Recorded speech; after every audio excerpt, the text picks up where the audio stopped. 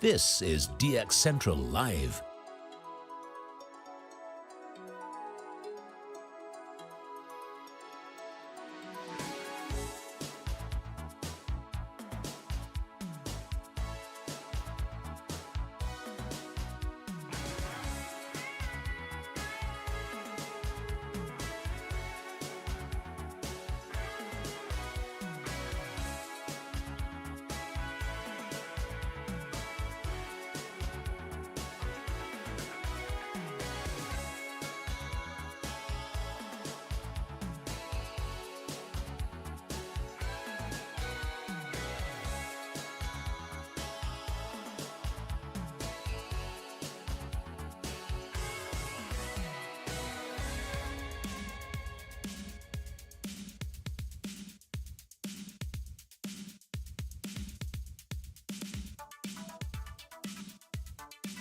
This is DX Central Live.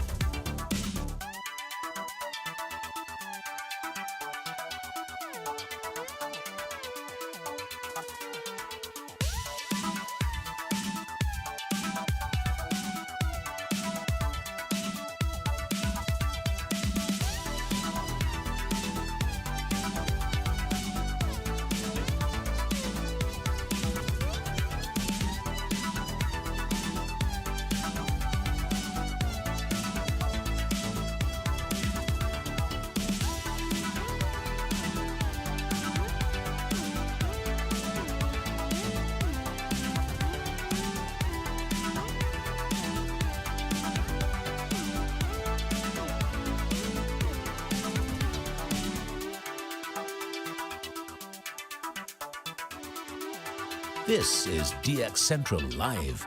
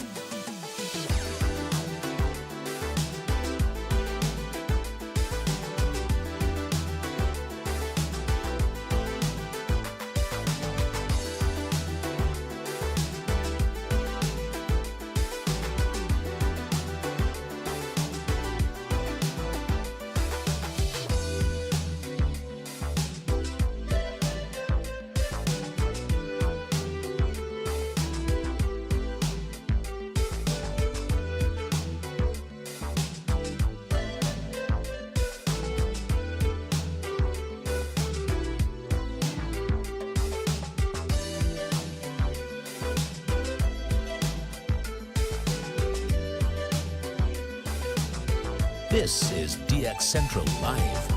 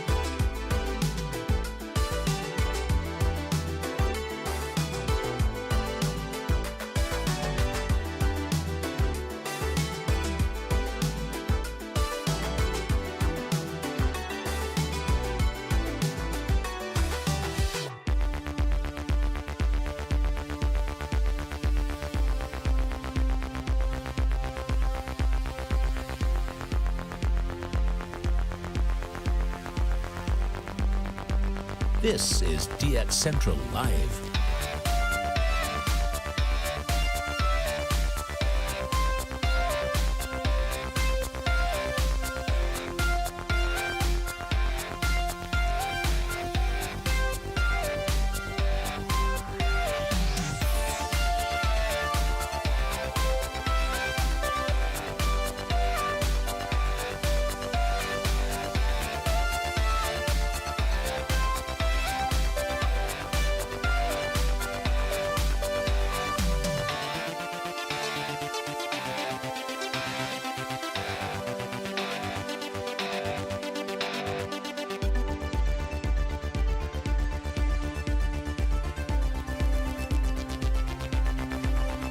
This is DX Central Live.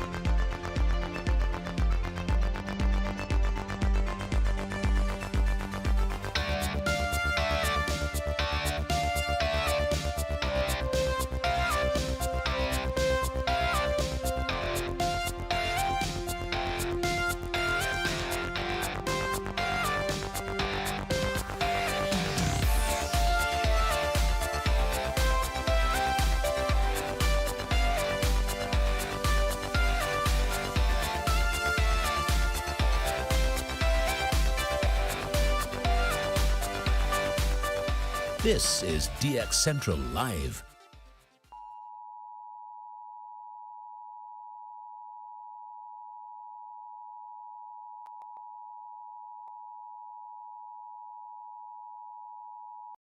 Stand by for a transmission from DX Central.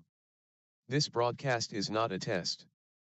To confirm reception, please tune your radio to any AM or FM frequency and report your observations during this transmission. Again, this is not a test.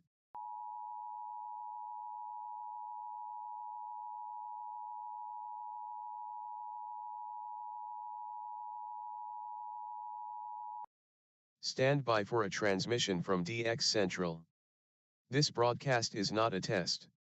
To confirm reception, please tune your radio to any AM or FM frequency and report your observations during this transmission. Again, this is not a test.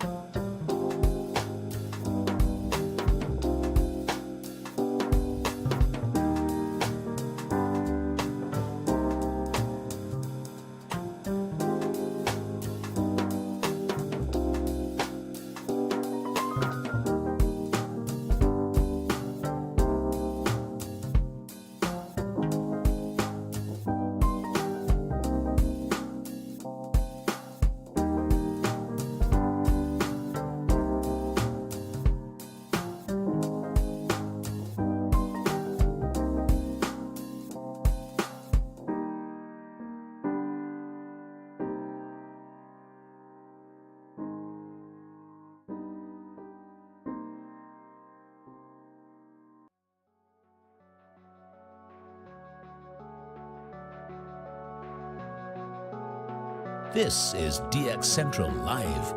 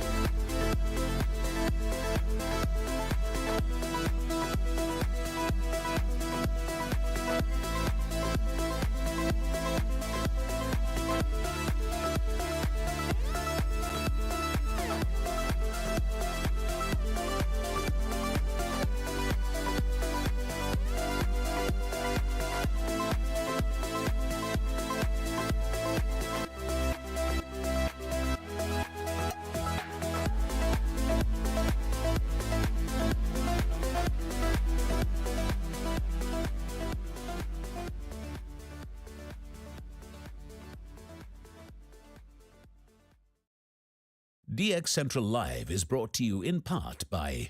Since 1933, the National Radio Club has been serving AMDXers while providing some of the most in-depth information in the hobby. From the annual NRC AM log, a must-have reference for domestic station information, to antenna design reference manuals, and of course, the DX News Member Bulletin, which is filled with station information updates, domestic and international loggings, and a whole lot more. Become a member today. For more information, log on to nationalradioclub.org. That's nationalradioclub.org. While the HF bands can be filled with entertaining and intriguing transmissions, how do you know when and where to look? Let Teague Publishing's Global Radio Guide lead the way.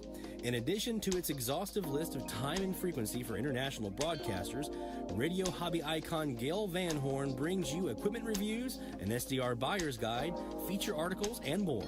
Pick up your copy today. Visit teakpublishing.com for more information. That's teakpublishing.com. From the pages of its DX Monitor member bulletin, members of the International Radio Club of America share their domestic and international AM/DX loggings. In its Mexican log, a wealth of information can be found of stations from south of the border. Technical guides, sunrise, sunset maps, and more make the IRCA a must-join for any AM/DXer. For more information, log on to ircaonline.org. That's ircaonline.org. Through crashes of static in quiet hours, we listen. In languages we can scarcely understand, and of places we have only visited in our dreams, we listen. Incessantly, we perfect our array of aerials, receivers, and resources. We refine our skills and our techniques so that we might listen. We are DX Central, and we're all about radio. Visit us at dxcentralonline.com or check us out on YouTube. Search DX Central. Keep up with DX Central. Follow us on Twitter at DX Central.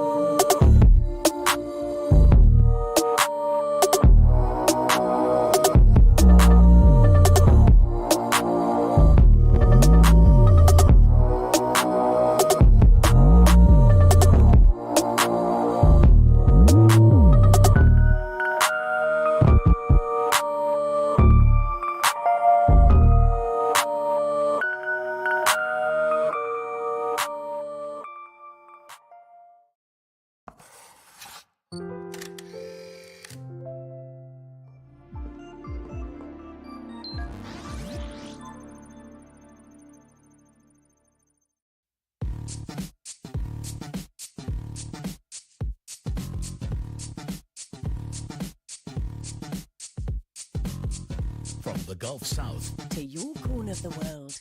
this is DX Central Live. Now here's your host, Lloyd Van Horn. It's DX Central Live from the North Shore Studios here in Mandeville, Louisiana. Good evening, my friends, and welcome to another great week at DX. An eventful week. Literally, we had an event this week. We had something going on. And it presented us with a DX opportunity that we don't really get very often. Of course, I'm talking about the solar eclipse. And it was pretty cool tonight, or pretty cool this week to see what the AM band would do during an eclipse. So we'll talk about that tonight. Of course, we're finishing up on our frequencies of the week. We're finishing up on 950 to 990. I didn't have any time to do any of that this week until like yesterday. So I finally got around to doing a little DX on our Challenge Freaks, which was cool. It was fun. I think I did get a couple new ones, if I remember right. I have to go back and look at my logbook. Got more from the Eclipse so far that I did the frequency challenge. And so we'll be finishing that week up, and we're going to be moving to a new week here pretty soon, week 16. And so we'll be doing that in the next hour. We'll be getting into that around the top of the hour, next hour. And then we have a couple of things I want to talk about tonight. I'm doing some planning of some remodeling of my shacks. We're going to talk about some shack design type stuff. We're going to talk a bit about SDR Console. Actually, you know what? I was going to talk about SDR Console. I might still touch on that a little bit. I might also touch on SDR Sharp again with regards to recording. There's been some requests for that. I'm going to be doing a solo DX 101 video here on the YouTube channel, talking a bit about SDR Console or SDR Sharp, and doing the recording, both setting up the schedule, doing the recording, and then going back and reviewing the recording after the fact. So I'll be doing a solo video for that, but we might touch on that a little bit tonight, because I know some of you guys have kind of like a more urgent need for that, especially after your recordings from the Eclipse. we'll talk a bit about that. Also, I want to talk a bit about FM. We're getting ready for FM season. I got my list over here behind me of what I want to talk about tonight. We're going to get a little bit FM looking tonight. Getting ready for FM season. We're getting closer and closer. Can you feel it? Barry made a really good point this week. The solar eclipse kind of felt like DXing a E-skip opening on FM because it was kind of all kind of centralized into one region, and it was kind of up and then down, and you have stations that were fading in and gone, and then another station would come in. So it definitely kind of felt like that kind of E-skip kind of feel on AM, and that I think that's a pretty apropos comparison based on what recording review I've done so far. I did the expanded band. That's all I've done so far, and I did the challenge frequencies just to see if anything new came from those. But yeah, that definitely felt like an E-skip opening this week. So we're getting close to the E-skip season, and of course Tropo is starting to kind of really get going for some of us, especially those around the coastal area. So we're going to talk a bit about FM season, what you can do right now. I've kind of talked about this in weeks past and kind of talked about it a little bit here and there, but I'm really going to kind of focus in tonight on some of the things that you need to be doing right now to prepare for yourself for FM season that's just around the corner. It's going to sneak up on you. If you don't do this now, you're going to find yourself in May or June when E-skip starts popping, hopefully. You're going to be thinking to yourself, man, I should have listened to Lloyd and done that preparation already. Should have already gotten that done. So we're going to talk about that tonight. We're going to talk about getting ready for that. Of course, we got your shout outs to get to. So I'll put the link over here in the chat so you guys can go ahead and get your shout outs in. Any new stations you logged, any new states, new countries, Canadian provinces, because we know that you guys, oh, I don't have it on this one. It's not on this one. We like to let the moose loose. So if you have a new Canadian province you got this week, new Mexican states, new Louisiana or Wisconsin logs, if you hit a goal, if you got some new equipment, any kind of cool thing that happened to you over the past week since last we met, bring it to us in your shout out just by clicking on that shout out form and get those into us, and we'll get those. We'll do a couple rounds of those tonight as usual. And there you go. All right, so we got some DX to get to tonight. So we're going to start off our first hour here. Brought to you by the National Radio Club. It's nationalradioclub.org is a website you want to go to. Actually, I was looking at the website, the National Radio Club website earlier today, because there were some folks talking about beverage antennas and some different antenna design stuff, and it reminded me they put up a picture of a antenna design book, and so it reminded me that I had, oh, come here, you guys, these antenna manuals from the National Radio Club. So beverage and long wire, loop antennas, the antenna reference manual, volume 1, 2, and 3. And so I'd gotten all those, and so I was making sure that there were no new ones up on the NRC website. So if you don't have these are super, super handy. They go into design and theory on all kinds of different antennas, beverages, long wires, loops, you name it, it's all in here. There's a, what was the one? The NRC FET Alta Azimuth loop antenna. There's all kinds of stuff in here. So I highly recommend, if you don't have these and you're into experimentation, building your own antennas and trying different stuff out, make sure you go up to the National Radio Club website and get these. You get a discount if you're a member. If you're not a member, you still can buy them, but you're just not going to get a discount. So yeah, I was up there looking earlier just to make sure that I had all those, and there were no new ones that came out. Also, while you're there, go ahead and pick up a copy of the Sunset Sunrise maps. Just do it. It'll help you out so much. Even with all the fancy technology that we have out there nowadays, with like programs like Jaguar here that show us the gray line and stuff like that. For my planning ahead and kind of getting ready for the next month that's ahead, I find myself using those sunrise sunset maps a lot. And they have them up on the website at the National Radio Club. They also have an IRCA as well. So make sure you get yours soon. All right, we are about 2 minutes away from top of the hour, so you know we'll be getting ready for that here in just a few moments. But first, let's do a quick tour around the shack. So tonight we're just doing 2 SDRs. I've got one antenna down for some maintenance and some backyard maintenance and stuff like that. So we're doing 2 antennas, 2 SDRs tonight. One is the Perseus. Right now, it's on the northwest side, the 305-degree side of the Superloop, the 20x97 Superloop. We can also switch that over to the west side of our 15x56-foot Superloop that's in the front yard. And we've also got our Kiwi running tonight, the big bad boy Kiwi.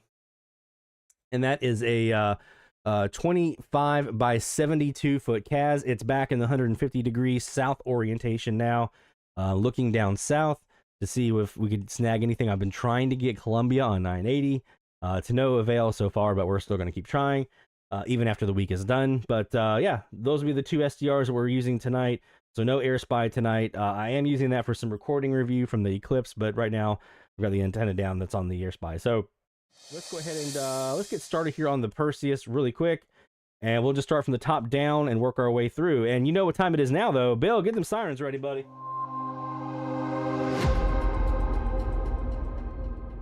I don't know where I put my remote control. I don't know where I put my light remote. Where did it go? Oh, there it is. Okay.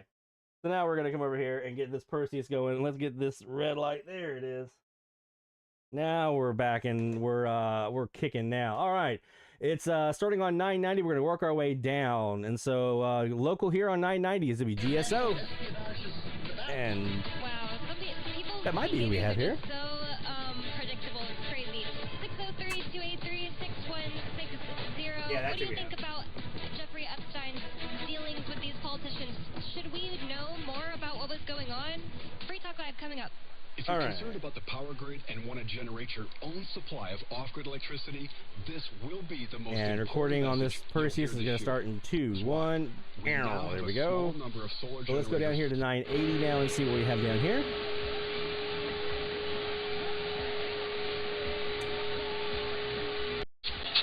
We got a nice big het there on the lower sideband side of that. We had a het on 990.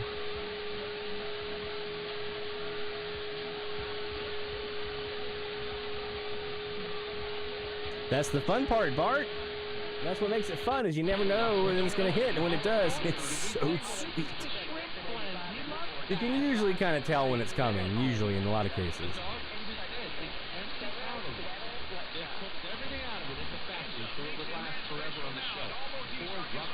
There we go, now you can see that sign.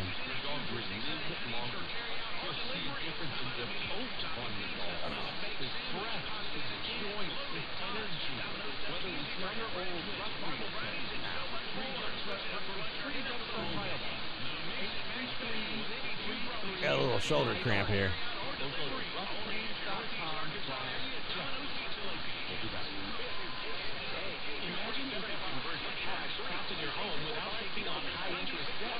Arkansas just ID'd. The revolutionary solution for homeowners looking to go from equity-rich to cash-rich, all while staying in the home. Why worry about lender approval? Easy Knots Right here, KNEA in Jonesboro. allow you to avoid harsh credit score and debt-to-income requirements. Sell your house to Easy Knots for 100% fair market value and then rent it back, getting the cash and flexibility you need. Yeah, FM is a different beast, but once it gets in your blood, you forget it.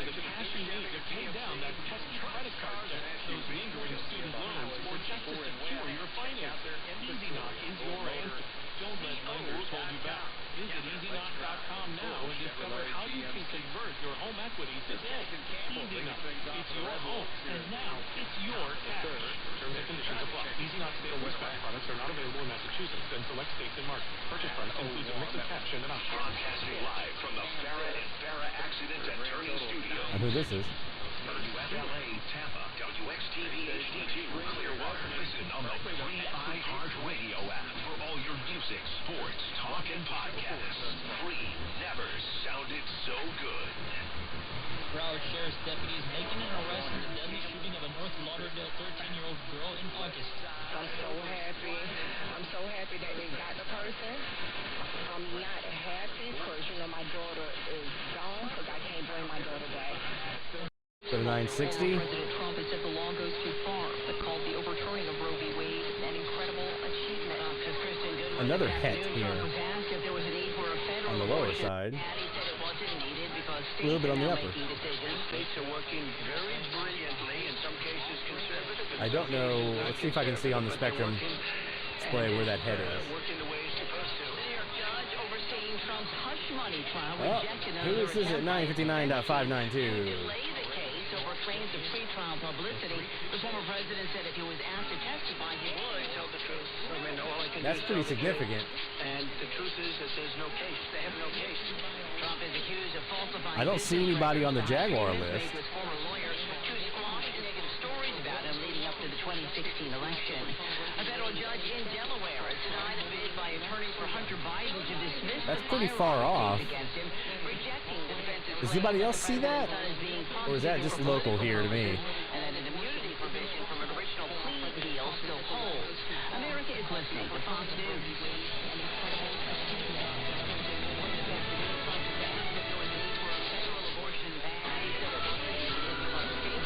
Window.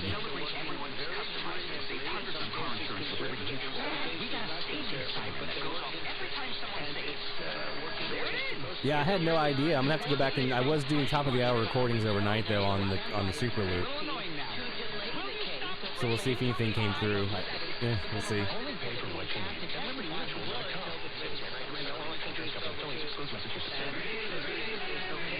Barry's not seeing the 582 on the West Caz. The 592, sorry. Not sure if any of you guys have seen that this week. I haven't seen that yet until tonight.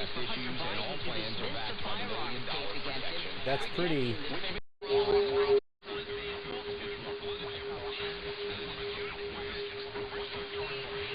That's pretty significant hit there.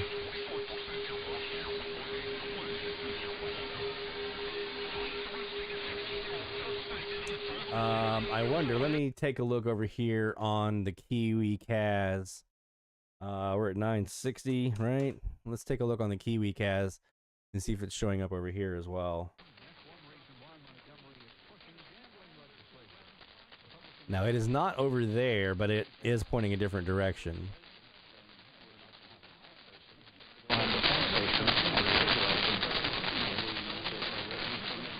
And there is still a little bit of splatter there. So that could be something localized here for me. If you guys aren't seeing it, I'm not seeing it on the Kiwi SDR here in Mandeville either. So that's probably something localized here to me. So I'm not going to get too banana shape. And it's pretty, the spectrum display here, let me go back to the Perseus. You can see it's pretty consistent. There's not a lot of modulation peaks off the side of it. It looks kind of pretty consistent overall. So I'm just guessing that's some kind of spurious noise or interference or image or something of something RFI or some kind of signal around the area.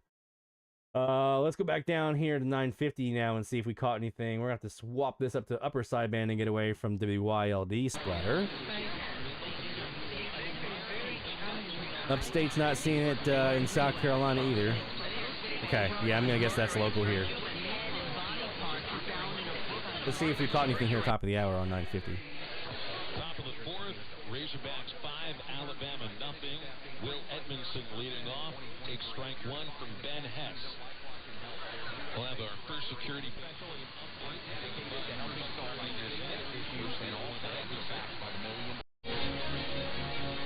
Their selection of plants. First National Banks keep getting more complicated. Every year, our ag customers are faced with huge decisions. What mix of crops? Which variety of seed? Should we get new machinery now or try to get by for another I'm going to guess this is KKJK here in Forest City. Answer those questions. That we had here at top of the hour. Lenders. First National Bank of Eastern Arkansas. Member FDIC. It just makes sense. Yep. That's who that was. Every Friday at Southern Outdoors is Fish Friday. So that's who we had there at the top of the hour on 950. So, alrighty. Let's go ahead and do a quick break. When we come back, we're gonna do some talking about the eclipse, and we'll talk about our log page that we have opened up for folks to submit their loggings from the eclipse, and we can all share that information. So we'll be doing that, and we'll be talking about console and probably a little SDR Sharp, and we'll do some more DX, and we have shout outs to get to and everything else. So don't go anywhere, my friends. More DX Central Live is coming your way right after this.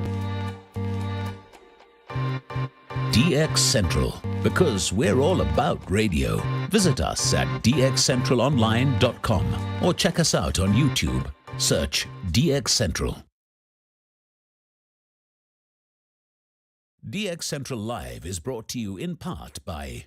Since 1933, the National Radio Club has been serving AMDXers while providing some of the most in-depth information in the hobby. From the annual NRC AM log, a must-have reference for domestic station information, to antenna design reference manuals, and of course, the DX News Member Bulletin, which is filled with station information updates, domestic and international loggings, and a whole lot more. Become a member today. For more information, log on to nationalradioclub.org. That's nationalradioclub.org. While the HF bands can be filled with entertaining and intriguing transmissions, how do you know when and where to look? Let Teague Publishing's Global Radio Guide lead the way. In addition to its exhaustive list of time and frequency for international broadcasters, radio hobby icon Gail Van Horn brings you equipment reviews, an SDR buyer's guide, feature articles, and more. Pick up your copy today. Visit teaguepublishing.com for more information. That's teaguepublishing.com. From the pages of its DX Monitor Member Bulletin, members of the International Radio Club of America share their domestic and international AMDX loggings. In its Mexican log, a wealth of information can be found of stations from south of the border. Technical guides, sunrise, sunset maps, and more make the IRCA a must-join for any AMDXer. For more information, log on to ircaonline.org. That's ircaonline.org. Through crashes of static in quiet hours, we listen. In languages we can scarcely understand, and of places we have only visited in our dreams, we listen. Incessantly, we perfect our array of aerials, receivers, and resources. We refine our skills and our techniques so that we might listen. We are DX Central, and we're all about radio. Visit us at dxcentralonline.com or check us out on YouTube. Search DX Central. Keep up with DX Central. Follow us on Twitter at DX Central.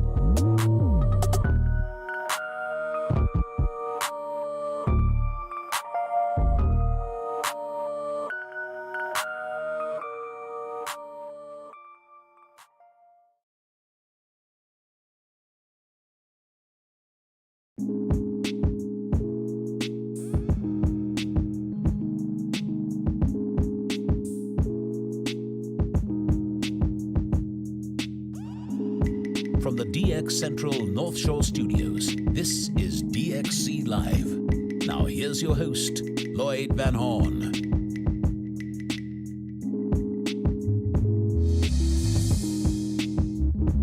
It's DX Central Live from the North Shore Studios here in Mandeville, Louisiana, every Friday night, at least for a handful of weeks left. At 6:45 Central Time, we bring you live DX and a whole lot more. We talk about DX, we get enthusiastic about DX, we share our DX together, we do all kinds of stuff. If it's AM or FM DX and a little bit of other stuff, maybe a little bit every once in a while, you'll find it here on DX Central Live. All right, so we had a pretty cool event this week. The solar eclipse happened, and on Monday it was a total solar eclipse. You guys know the path from Mexico up to the northeast, all the way up into the New England states and into maritime provinces of Canada and things like that. For the path of totality, and then off to the side, the rest of us who weren't in that path kind of got a little bit of an eclipse. We were 83% here in Mandeville, but the coolest part, it was raining and cloudy here, so I didn't even get to see anything. But that's fine. I saw one in 2017. I'm good. The coolest thing is that on AM, a lot, obviously you guys who are here on the live stream know, but for those maybe who are newer or joining or have not experienced this before or are newer to DX or watching the replay later on, AM DX or the AM radio band is pretty significantly impacted by the sun.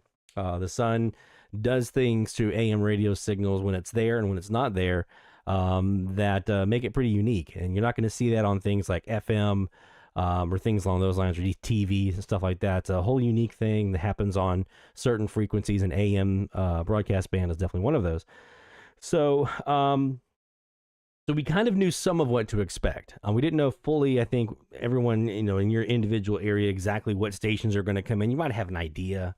Like I fully expected to see some Arkansas from here and some Oklahoma and some Missouri. Some Texas was going to make it in. I kind of knew those were going to be there. Beyond that, I wasn't really sure how deep it would go, how far up it would go, how far to the northeast would it go, when was the timing going to start earlier as things kind of started blocking out, or was going to be right around the top of the maximum here in Mandeville, which happened right around 1:30 or 1:49 p.m. Central Time. I didn't really know that kind of stuff of what to expect. So it was kind of a learning experience for me there. In 2017, when the last one came through and I was in Charleston, I hadn't gotten into the SDR world yet, so I didn't do any recordings back then. So I didn't know what to expect from that standpoint. I kind of read what like Kaz and some of the other folks who did 2017 DXing were saying, what they kind of learned from it, and kind of taking that into consideration and using that in kind of my strategy for how I was going to do stuff. So I had a couple of things. One, I had my Perseus running on our northwest cast, so pointing at 305 degrees right into the teeth of this thing. And was kind of seeing what would come up from there. So I started recording at about 12 something, I want to say, because like I said, the peak here was at 149. And so around 12 sometime in there, I started recording, maybe around 1 o'clock I started recording. I think it was around, 12 something. And then I let that run through for about an hour or two after, just to kind of make sure I captured everything. And I ended up stopping it early because I saw it was pretty much done. The other antenna that I had was my 15 degree, which it was kind of, sort of parallel up to a point, and then it kind of crossed over because it's kind of pointing up towards Michigan for me. So at some point it was going to cross that path of totality. But for the early part of it, it would be kind of running a little bit parallel to it. Just to see if that gave me a different look. And then, of course, we also did a live stream on the event itself with our northwest antenna, 330 degrees, again, pointing right into the teeth of this thing on our Kiwi. And we live streamed that the duration of kind of ish the event. Okay. I guess we started about, I don't remember what time I actually started the live stream, but it was relatively early. 11, I think, 10, 11 o'clock, somewhere in there. Anyway. One of the things that I was able to do, because I kind of knew, we all kind of knew, right, that as the sun sets and as that attenuation begins to happen of solar radiation and the D layer starts to break down, it starts from the top of the band and it works its way down. Looking right now at my Kiwi right now, the top of the band is pretty full, and the lower part of the band is just starting to kind of get filled in, and we're still getting the sunset outside, right? It's still coming down. So we knew that would kind of happen. So I was looking at the higher frequencies first and kind of looking at those to see how they were filling in, to see if anything. So I kind of set at 1580. That was my first really clear frequency, was 1580. I wasn't counting the expanded band during live DX. I was kind of looking just mostly at the actual core AM band. Set at 1580, was waiting for something to pop up because it was dead static, and then something slowly started to pop up about 10 minutes till max coverage here in Mandeville. Started hearing some fluttering, started hearing some weak signals kind of coming in, and they got louder and louder and louder. And then we got to around top of the hour time frame, and it started to peak. It started to shift a little bit and kind of where we were seeing signals coming from. And then that carried over for about another 10, 12 minutes or so. And then things started kind of winding down a little bit until we got to about, I want to say it was around 19 after or so. By that time, pretty much everything was done. So we live streamed that whole thing on YouTube here, and it actually gave me an opportunity because we did the live stream. I tried to do this manually with my computer, but it didn't work. Bandicam didn't let me do the whole recording I wanted to do. But the live stream did offer me the ability to record kind of that window from about 39 after, when I first started seeing signals kind of start to pop up. So that 10 minutes before peak, up to peak, and then through top of the hour, and for about 30-40 minutes or so of the actual like window when things were cooking, I got to record the band. and the visual of it. So we actually get to see that band fill in from the top down and kind of work its way. Now, it never got really far down the band, right? It got to about 1,000 kilohertz or so, right around middle of the band or so, and then it kind of started pulling back, at least here it did. So I want to share with you guys this really cool thing that we were able to capture because of this. We actually got a time lapse of the entire AM band, and you'll see the traces filling in from the top of the band and get thicker and thicker and wider and greener as they get stronger, and then they'll fade out. So for those of you who are not familiar with SDRs, what you're looking for here are the vertical streaks, the vertical lines that are on the screen that you'll see here on this video. Those are signals or multiple signals of radio stations. So as those signals get stronger, the color will turn from like a light blue to a green to a yellow to an orange to red, things like that. That indicates a stronger signal.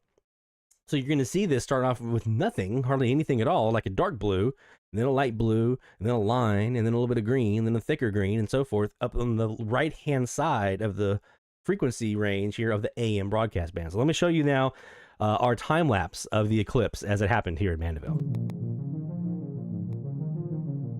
Oops, hold up. I want to make sure we have this sucker full screen for you, actually, here. Let me make sure, yeah. We're going to pull this all the way. We're going to pull this full screen so you see the entire thing, because it's really, really cool.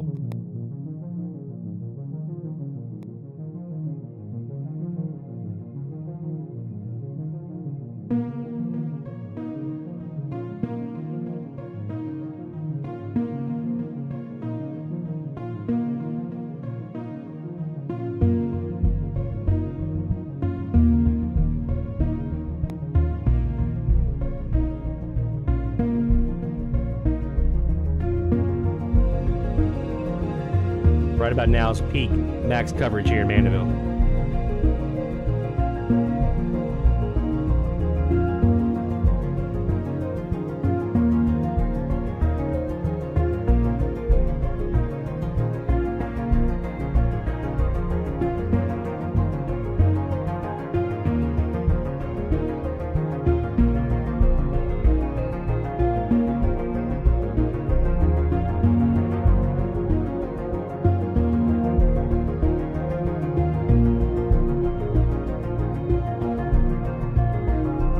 This was around the peak of the actual eclipse coverage on the band.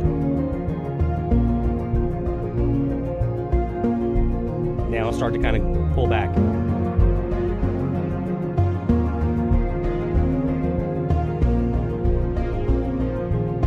Hey, Mom.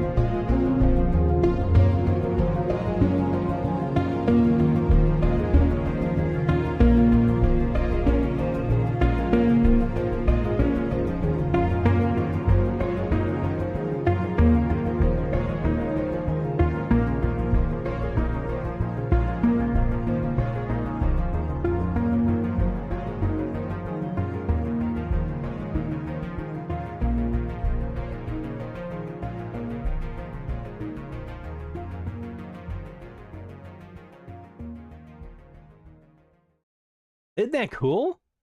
Do you actually see it fill in and then kind of pull back? All those signals there. And one of the interesting things that I noticed when I was rewatching it again, I noticed this the other day and I forgot about it.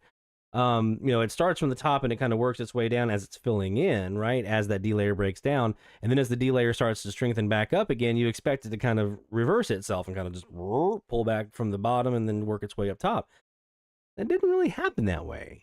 If you noticed it, it kind of pulled off the low end, and then it pulled a bit off the top end too, and there was a little bit of that stuff in the middle that was still kind of there a little bit for a little while longer. So it's interesting. The expanded band kind of petered out pretty quick, and the lower end of that kind of enhancement petered out pretty quick, and then it was back to, you know, right there in the middle was kind of where things were still kind of cooking for a little bit, at least weaker signals, but still there, right?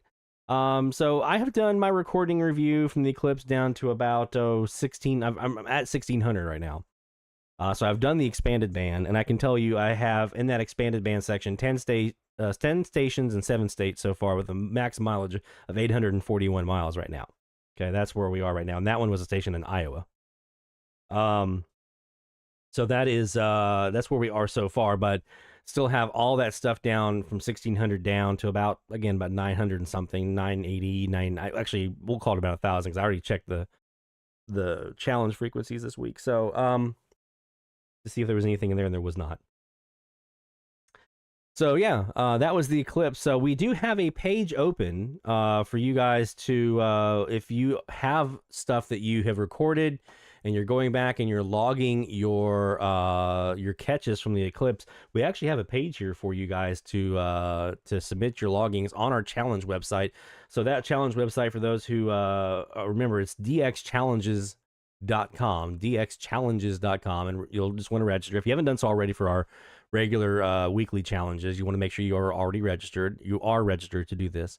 When you're on the main page, just scroll down. You'll see a section right here for solar eclipse logs. Just click on that icon, that picture there, and that'll take you to our page of solar eclipse logs.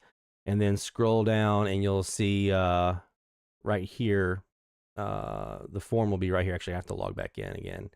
But you'll have the form right in this area, right below the header, and then you'll see our data analysis. So let's actually take a look at something really quick. So so far, Bill, Neil, Greg, Carly, and Jerry have all submitted some logs so far.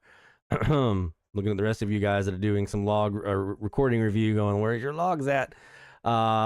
Interesting thing here. Look at this. Look at our map. Notice anything?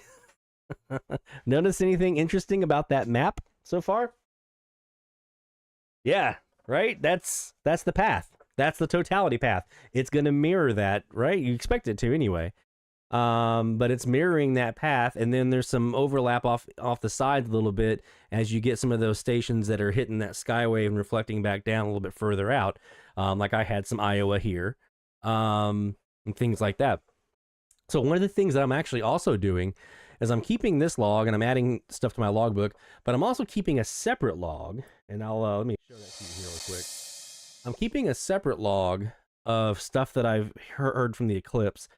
It's a little more, we'll call it scientific in nature, and how we're doing this. So this other log that I'm keeping is more detailed than I would ever normally do in an AM logbook, but I want to make sure that I'm capturing some more kind of scientific type data. So let me, where is Solar Eclipse Band Scan? Here we go.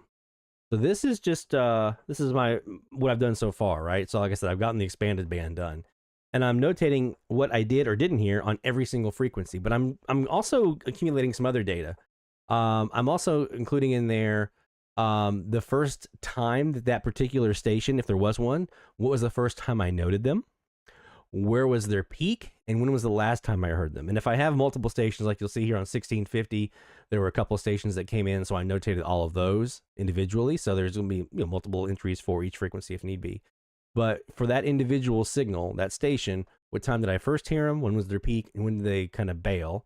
And then what was the total duration of time that they were being heard? What were my notes? What antenna was I on? Because I did have multiple antennas.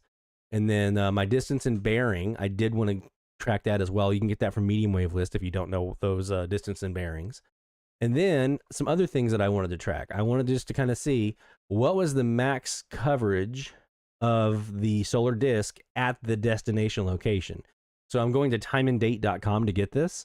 So I just basically type in the city and state of what station I received, and it tells me, coverage was at 85%, and it was at 149 or whatever it might have been, right? So I document that information in here, and then I'm calculating also for mine. I know what my max coverage time was for the destination and for me. So I'm calculating what was the difference in time between their max coverage time and my max coverage time and all that from the time that actually they peaked. So just kind of tracking that as well. So I don't know how much of this data I'll be able to use or kind of graph or whatever, but I want to do a full data analysis after my recording review of all this Eclipse stuff. So I want to have something kind of scientific that I can share out there, so we can start gathering some cool data about eclipses and kind of what they bring to the table. So hopefully that will be something that will come up here pretty soon. I'll be able to get all that done and see some cool stuff. All right, let's do some shout outs, shall we? Let's do some shout-outs. Thank you, Bill, for dropping that link there in the chat. I appreciate it, my friend, as always. All right, let's do our first round. We have a handful that have come in so far, so we can go ahead and get the first round going. What do you say?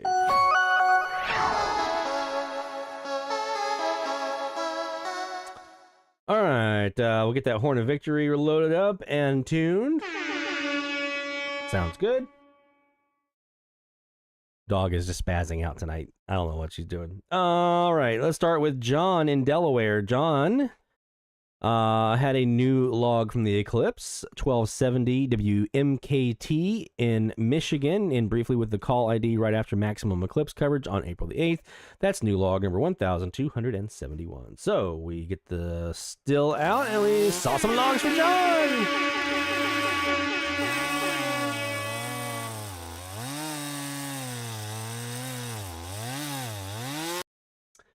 Oh, Sean. Good job, John. In Delaware. Awesome. Delaware, Michigan from Delaware during the eclipses. That's pretty significant. So just make sure you submit that on our form so we can use that in our collection of data. Because I'm also including all of your data that you guys submit in there as well in my overall data. Because there's a couple different groups that are kind of collecting AM broadcast band data or radio data. And I want to make sure we submit that to them as well. So, all right, let's look at our friend Sean in Illinois, Champaign, Illinois.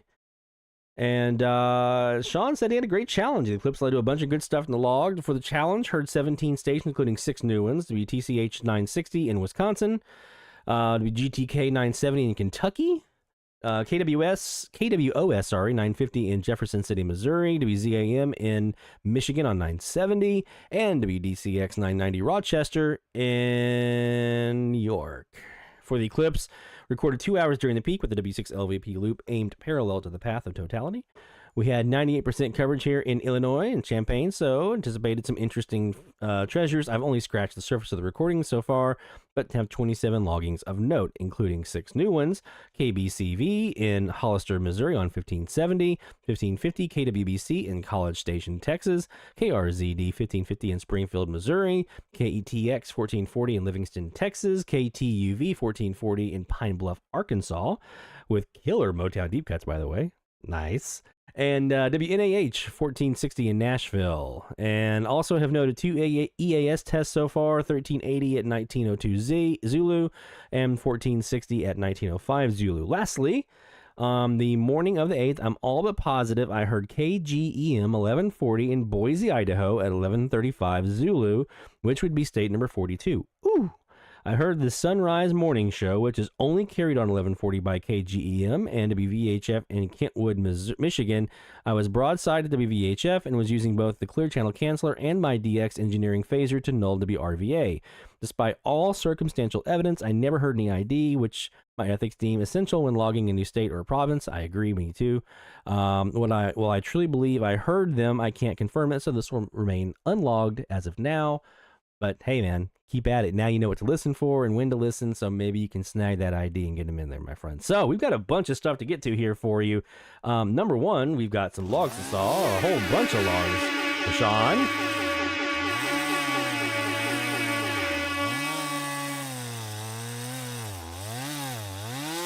What, 12 logs there? Man, that's awesome. And one potential tentative. And he also got a little bit of cheese cutting going on.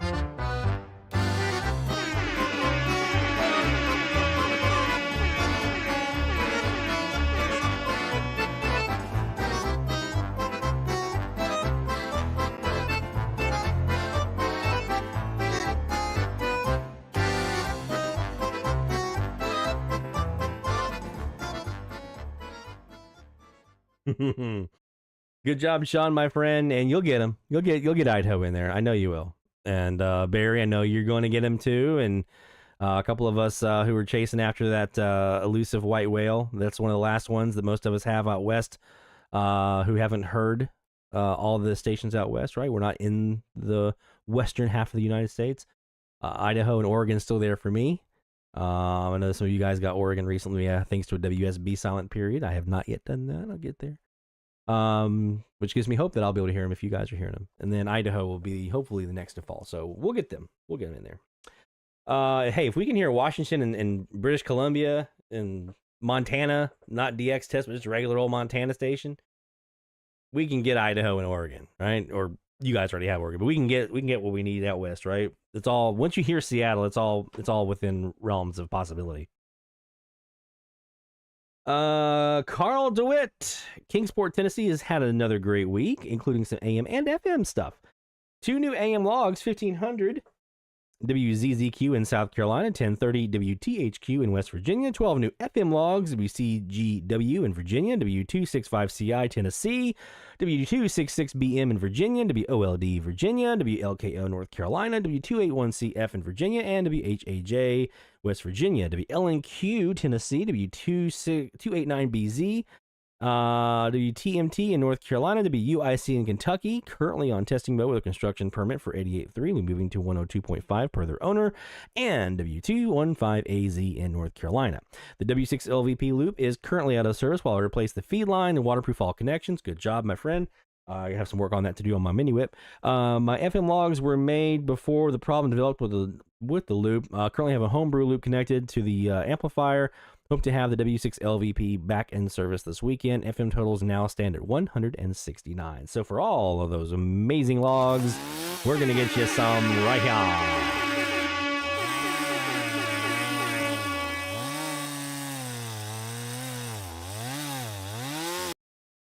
And I think you said you have 6 states so far this FM season that you've heard with your W6 LVP loop, and we haven't had any openings yet. So 6 states, no openings. That's what you can do on FM. I'm just saying. It's a fun DX world on FM. Bart in Gray, Tennessee. Hello, Bart. What does our resident author have from this week? Well, he captured his 1,000th radio station from his location in Gray, Tennessee. Accomplished this in less than 3 years with SDR receivers and the simple U-loop antennas. Man, you hit the nail on the head. You get a special. If the DX is there, the DX is there. It doesn't have to be anything fancy. Captured 4 new stations with this week's frequency challenge frequencies. WISK in Lawrenceville, Virginia, or Georgia rather, on 990 kilohertz. WNTP AM 990 in Philadelphia, Pennsylvania. AM 990, the answer. WSBT AM 960 in South Bend, Indiana, the sports leader, and one during the solar eclipse at 3:20 Eastern. That was WGGI AM 990 in Somerset, Pennsylvania. Froggy 95 WFGI. You know, this accomplishment would be impossible without the miracle of software-defined radio. Impossible? You can still get there. It would take you a lot longer to do it.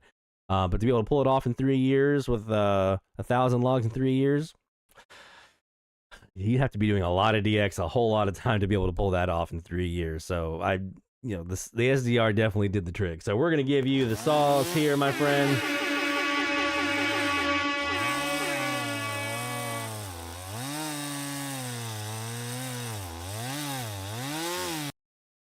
And good job. And we also have to hit this. Because you got that 1,000, baby.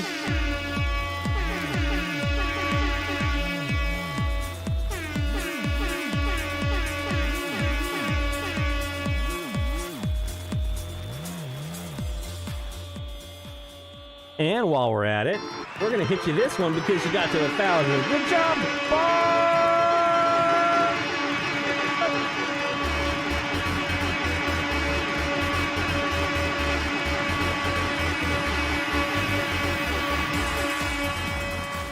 Yes, sir. That is no easy accomplishment. Getting to 1,000 logs, whether it's 3 years or 10 years or 50 years, 1,000 logs is 1,000 logs, man. That's a pretty big deal. So congratulations, Bart, on hitting your big milestone, man. I'm really, really proud of you, and keep it up, and can't wait to see you get to 2,000. So keep that SDR cooking, my friend.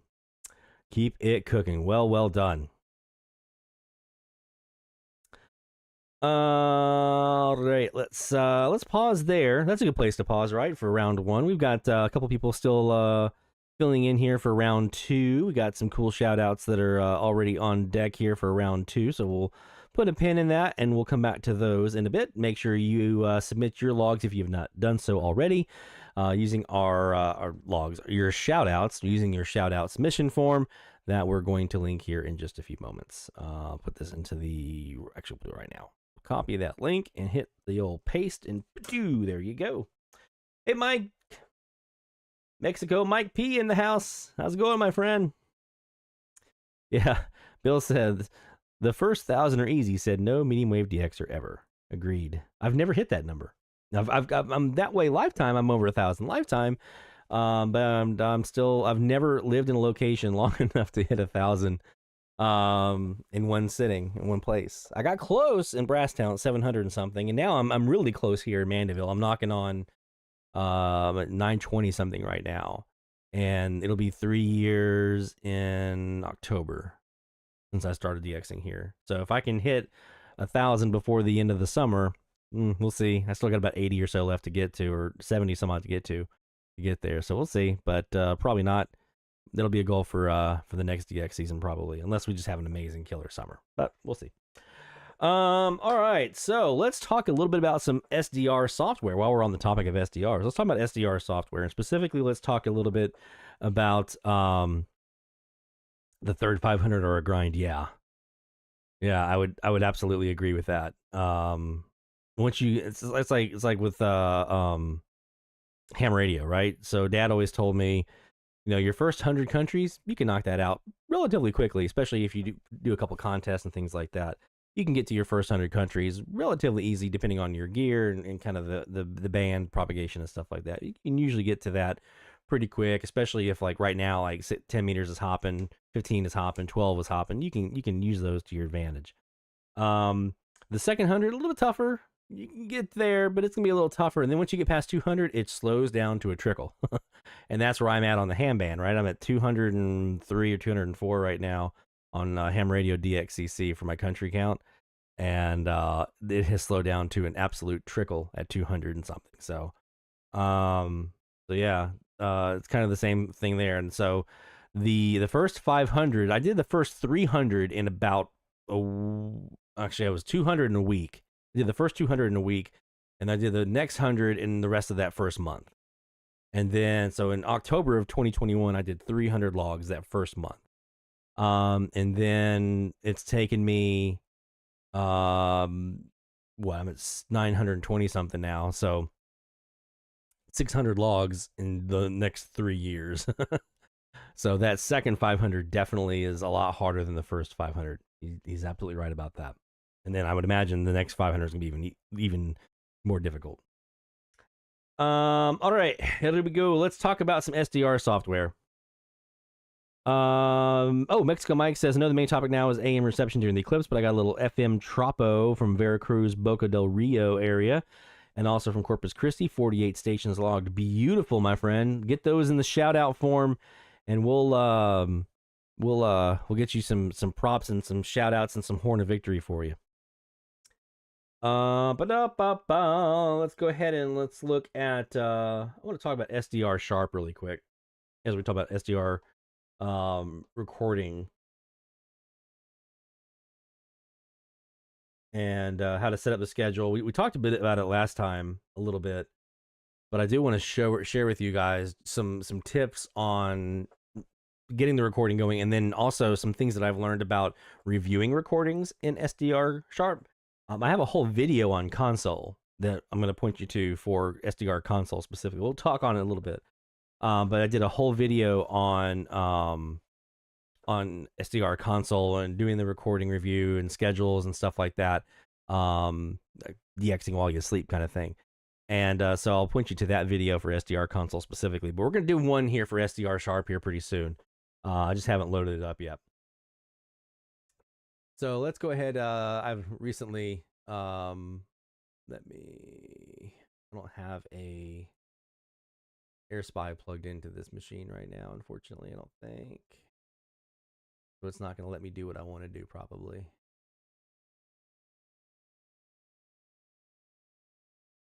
Maybe it will.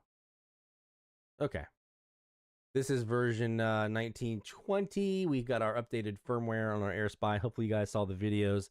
Came out this last week on Sunday and Monday, talking about the firmware update and how to update your firmware to 4.0.8, and also how to install and upgrade and things like that on SDR Sharp. and kind of the basic lay of the land. So let me show you guys really quick how to do a recording in SDR Sharp. So let's just pretend here I'm on 1200 kilohertz. And what you'll want to make sure that you have is if you go up to your hamburger up here on the left-hand side, you'll want to choose the option that says baseband simple recorder. Okay. That baseband simple recorder is what you need to actually do a recording. Now, there's two ways you can do a recording. You can do it live, which all you have to do for that is you just come down here. You can't see it right now. It's grayed out because I don't have a radio connected, but you just come down here and hit the record button. And it starts recording. And then when you're done, you hit stop. It's that easy. You don't have to do anything special. It's going to record whatever you have as your band in this space right here. So if you're at, let's just pretend you're at the full bandwidth of 912 kilohertz, right? Or that's the sample rate. So it's what, 700 and some odd kilohertz of bandwidth. So I think it's 725, I think is what it is. So if you're at your full zoom, whatever you see in this window from here to here, that's what it's going to record. Okay. So you want to kind of put in that window before you hit record. You want to kind of put in that window the full range of frequencies that you want to have on your recording, and then hit record. If you're way down on the bottom, you might have a little extra dead space down here at the bottom of stuff that you don't care about that's being recorded. To me, that's just like a wasted recording. That's wasted space on a recording that I could be recording more of the AM band that I can go review and try to get stuff out of if I need to. So my recommendation is center everything up in your window here at your full zoom out by going over here to zoom and make sure your zoom is all the way down here at the bottom, and then hit record. And then make sure everything is fully kind of centered in that window right there, and then hit record. The other way that you can do it is a schedule. So I can go over here and hit schedule.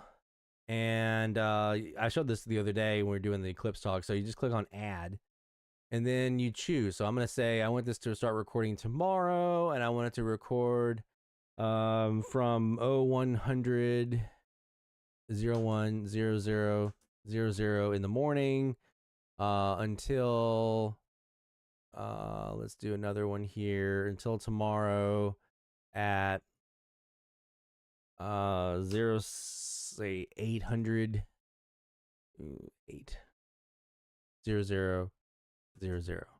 Let's say I just wanted to do it that way. I want it to record tonight from 0100 hours to 0800. So I just want to do the overnight recording constant, right? Then I hit add, and then we're done. Or you can hit OK, whichever way. If you hit add, it's going to add another line here. So I'm actually going to delete that. But you can do multiple ones if you wanted to. So you could say, I want to do one for top of the hour at 1 o'clock from like 12:58 to 01:06 or 01:08. I want to do one from 1:58 to 2:06, 2:08, something like that. You could sit there and layer it and then do as many of these as you want to. You can do one continuous one. It's up to you. Whatever you got the hard drive space for, whatever you feel like recording review. I will say this. So we're going to look at this in a second. Long files, really big, long recording files in SDR Sharp, not the easiest to review. It's a little tricky, a little tedious. I prefer in SDR Sharp, I prefer a little bit shorter windows. So that like little 10-minute window, probably a pretty good chunk. So if you're going to be doing a lot of recording, like you want to just do like all overnight or all one sunrise or whatever, maybe break it up into chunks so it's a little easier to kind of review. Okay. So then once you've put your time in here of what you want to have recorded, you hit OK. And now you'll see it'll say schedule -1 because we have one thing scheduled, one time scheduled, and that's it. Okay. That's how you schedule in SDR Sharp. That's super, super easy. Whatever you put in here in your time for your start and end time, just make sure you double check because it can be a little tricky. Like I thought I had 08 typed in. I didn't. I had 00 in there. So just double check and make sure your date and your times match up with what you want, and then hit OK, and then you're good to go. Okay. Some other things I want to make sure you know about before we get into the recording review piece. Hit configure. You can set a file length limit if you wanted to.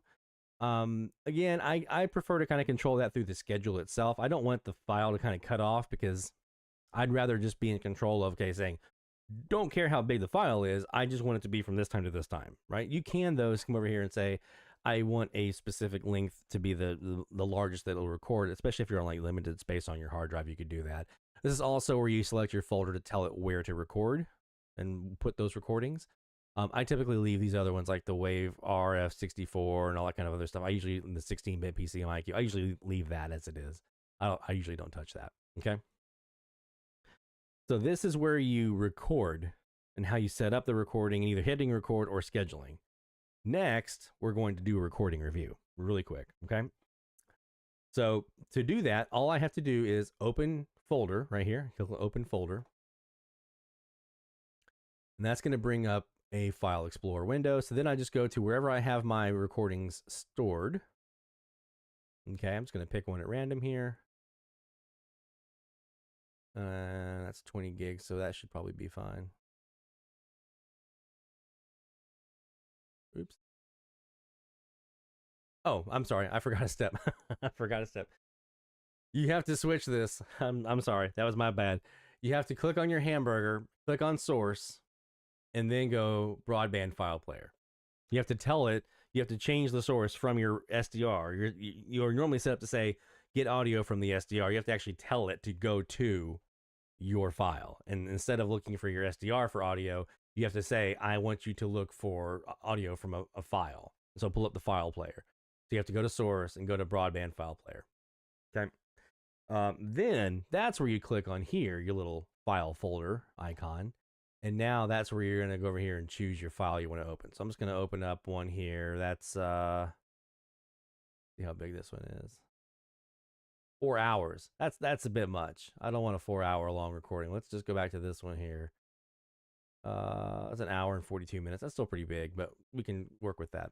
So it's going to take a second for it to create and load this this file in, and you're going to see over here image process. It's basically creating this. This is a image of all the signals that are recorded during that time. Now you'll see some of this stuff off to the side. Yeah, I didn't follow my own advice. I kind of left a bunch of stuff off to the side that wasn't really relevant.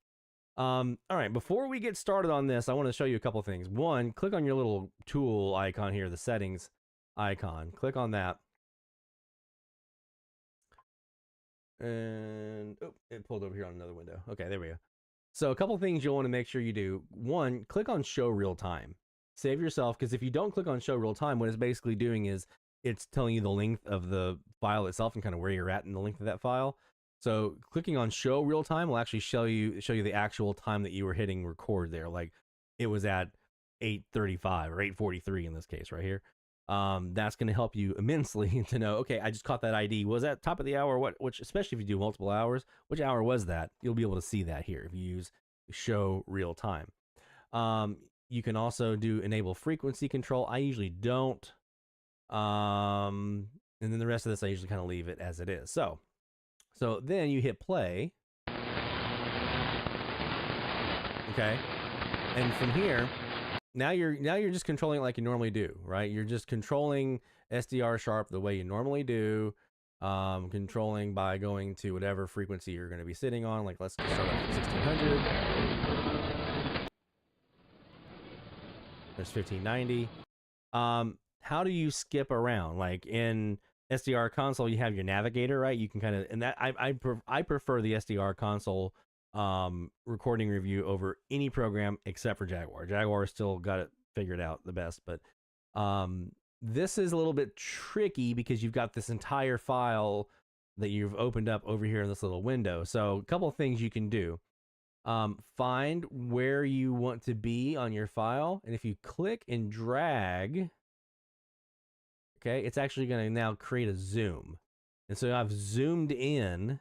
So just click and drag somewhere in the file that you want to be in, and then it's going to zoom in now on that little section of the file waterfall thingy here. It's going to zoom in on that section and allow me now to see it. So you'll see here, now it goes up to 2013, where it went much further before. So I can still zoom this in even further. So like, let's say like right here, and then I pull this and I see where it says, like I started at 1931. And if you look here at the bottom of my little window that I'm dragging, you'll see a timestamp on there.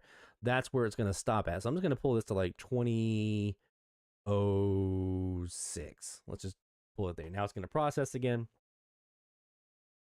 So now it's only going to show me this one little, so I've zoomed in and then zoomed in again. And you can keep doing that. You can keep zooming in. I've actually gone in and like set up a little loop where I just have it play from like one little section. that I'm trying to kind of, what did he say? Just kind of loop it over and over and over. I'll do that as well. So now you'll see it's going to end here at 20:05. It's going to run. So we have a top of the hour here. Let's see if we caught anything.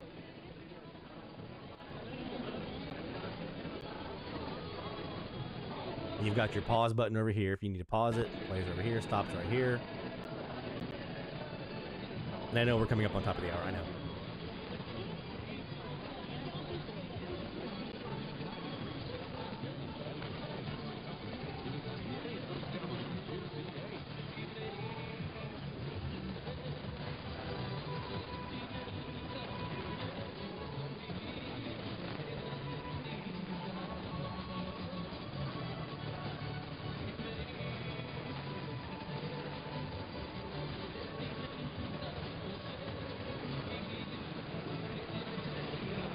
Okay, I didn't hear anything in there off the top of it, but let's say I did, and I've logged it, and I'm done, right? I've finished reviewing this part.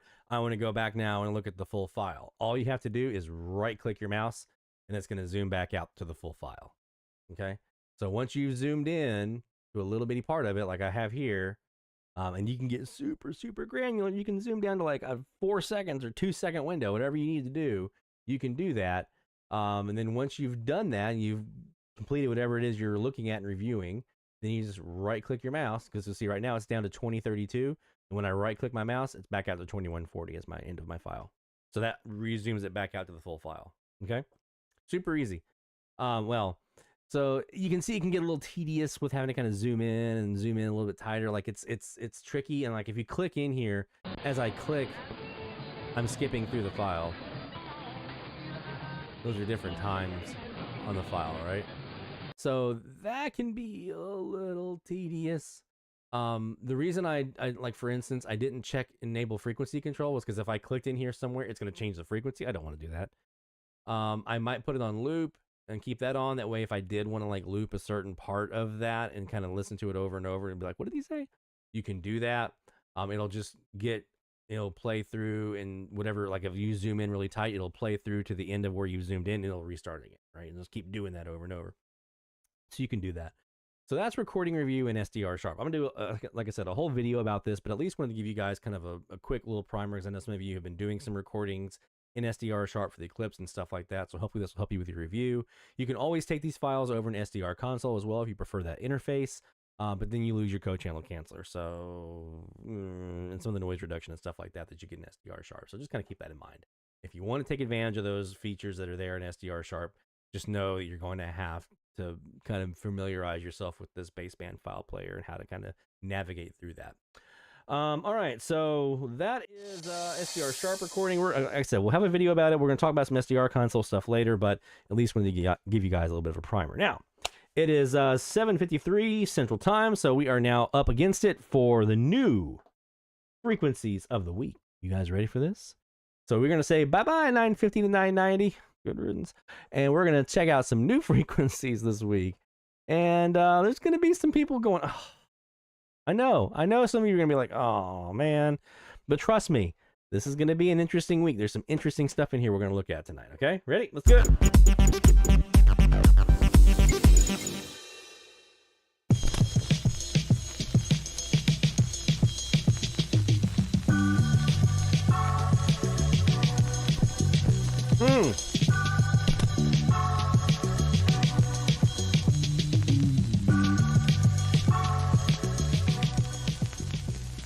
1190 to 1220. That's where we're going to find ourselves for week 16. I know. There's some, like 1200 is a wasteland for a lot of us. 1210 can be kind of a wasteland for a lot of us. And 1220 and 1190 are no picnic. I understand. I get it. But there's some good stuff in this range. 1190 to 1220 actually has some good stuff, especially 1220. I think you guys are going to be quite surprised when you spend some time on 1220 exactly what's there. There's a little bit more than you think, because there was more than I thought.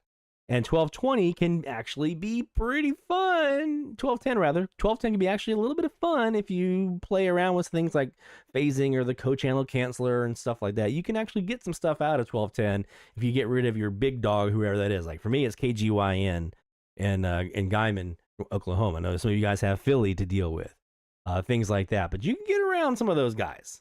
Sometimes. Some of you can get around some of that stuff. So it will be interesting. I know John's over here like, dude, Philly is going to just kill me on this band this week. I get it.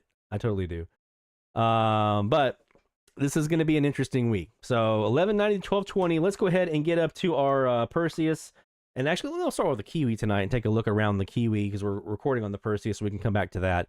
Let's start off on the Kiwi tonight and on our new frequencies.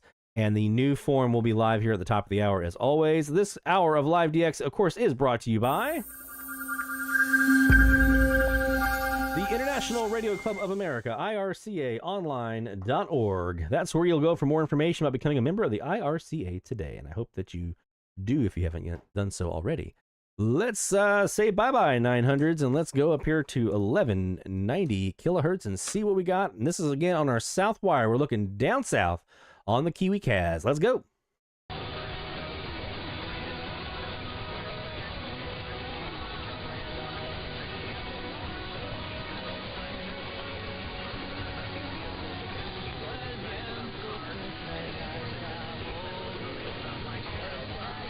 And we get to the top of the hour, Bill, if you'll just let me know if that link is working for week 16. I just updated it on the website, so it should populate for us now. But if it's not working, I know you're usually one of the first ones to put a login, so if it's not working, just let me know. Why is Lloyd mad at us, he says. Ha ha! Ha ha!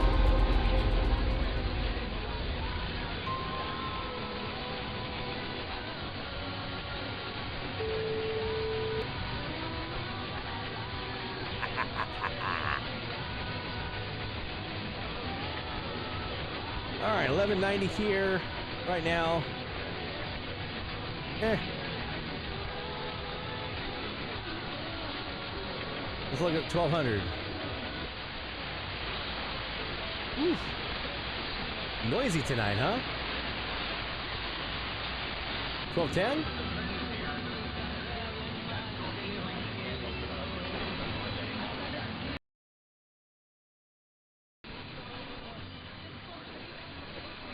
$12.20?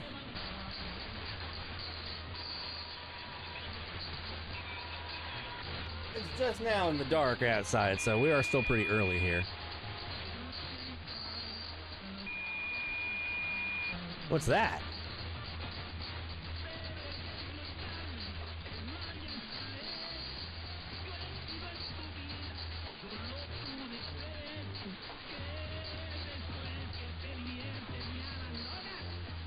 We've got XEB is usually in on this frequency from down south. I'll be looking for Columbia this week.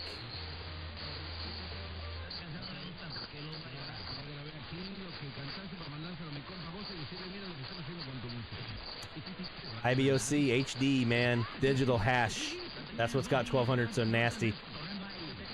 You can usually upper or lower sideband off of that, but 1210 and 1190, I think both have some folks doing HD stuff, digital stuff.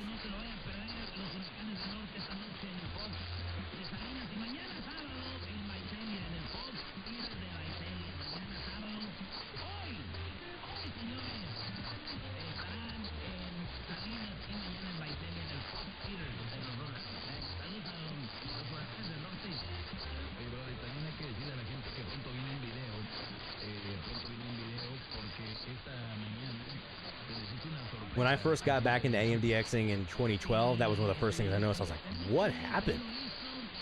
What's going on with 1210 or 1200? I was looking for OAI and nothing.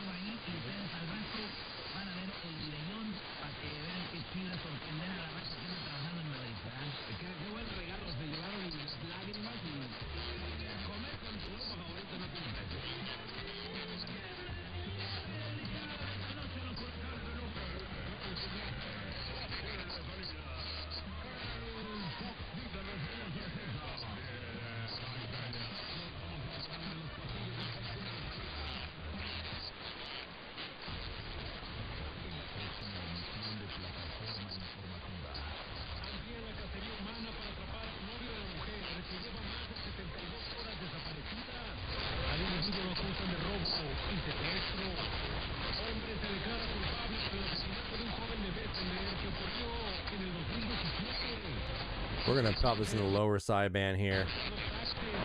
See if we can get away from the splatter from 1230.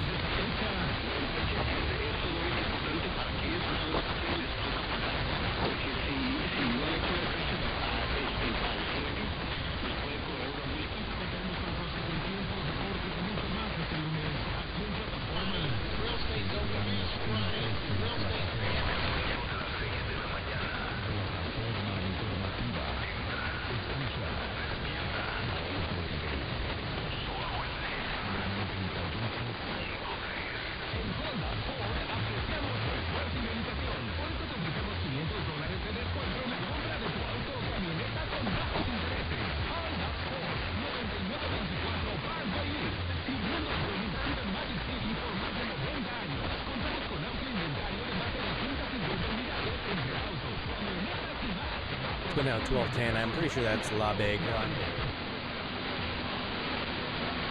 1210 could be a little tricky here. You'll see here 1210 and 1200 both. Look at look at the waterfall right here. It's just kind of a sparse area right here on the waterfall. There's stronger signals to the left and right of it, but these two frequencies, looking down south at least, yeah.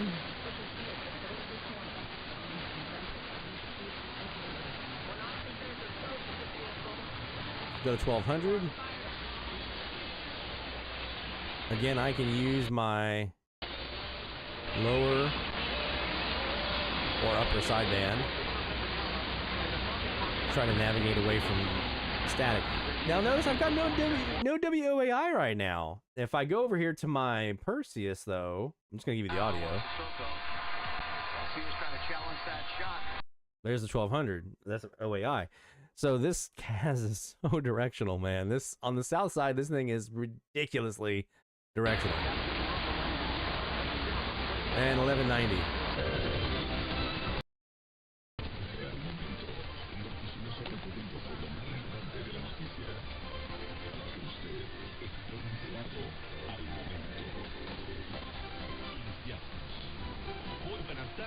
Mi nombre es Hugo Aranda Tamayo y le presento la información más importante. Esta noche la temperatura esperada será de 16 grados centígrados con el cielo despejado. Para mañana esperamos una temperatura máxima de 32 grados con el cielo parcialmente cubierto. Vientos provenientes del sur Thanks, Bill. hasta 20 kilómetros por hora. I imagine this is Monterey, right, Mike? 17 grados.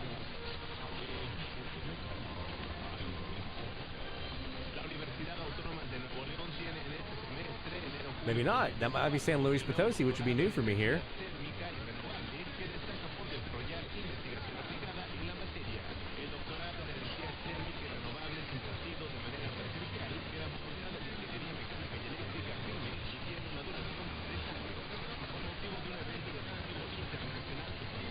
Okay, say no, okay.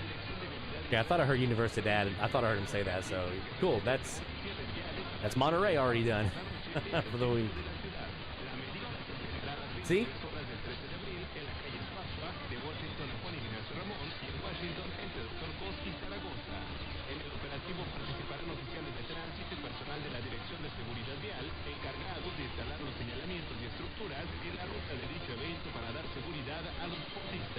La autoridad municipal exhortó a los conductores a buscar alternativas viales, pero si tiene que circular por la zona, se recomienda extremar precauciones, respetar los señalamientos y las indicaciones de los oficiales que estarán abanderando el área. Ante la ola de violencia y secuestros en la entidad, personal de Fuerza Civil inició un macrooperativo en varios municipios ubicados al sur del estado. Los informados buscan blindar los municipios más afectados como Doctor Arroyo y Aramberri, donde se han reportado hechos relacionados con grupos de la delincuencia organizada. Toda la información nacional al momento. Una vez que se dé luz verde a la reforma en materia de pensiones, lo que ocurrirá la próxima semana, el presidente Andrés Manuel López Obrador adelantó que el Fondo Solidario de Pensiones quedará constituido el mes que entra. El puerto de Acapulco reportó un 46% como destino de mayor preferencia por debajo de Cancún, que ocupó un 49% durante la semana que se llevó a cabo el Tianguis Turístico edición 48. Para lograr que una empresa se posicione en el mercado nacional, es de vital importancia que se dé una cultura en la implementación de sus obligaciones legales, advirtieron especialistas. La producción industrial en México Okay, that's good. Okay, nice. All right, so yeah, we'll count that one as Monterey. I'd like to get Potosi in there this week if I can kind of snag them out. Let's do just a really quick look over here on the Perseus before we take a break and see what we caught here at top of the hour on the Perseus. So let's go back to on 1190. This is on the Northwest Wire. That's what I'm guessing.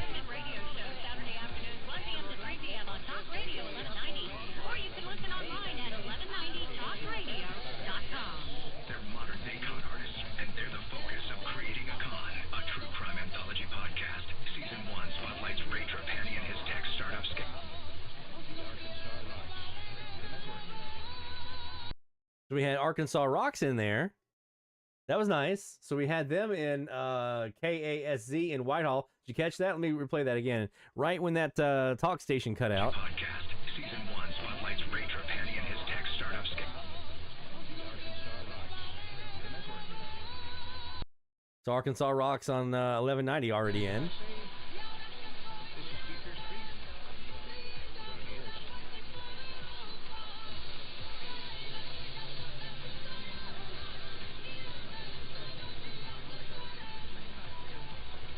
Whoever that was with the talk radio, I'm guessing that's KFXR in Dallas because it looks like it's right past their gray line, which would have been around their sunset time, I would imagine. They just disappeared, so I'm guessing that's who that was Dallas.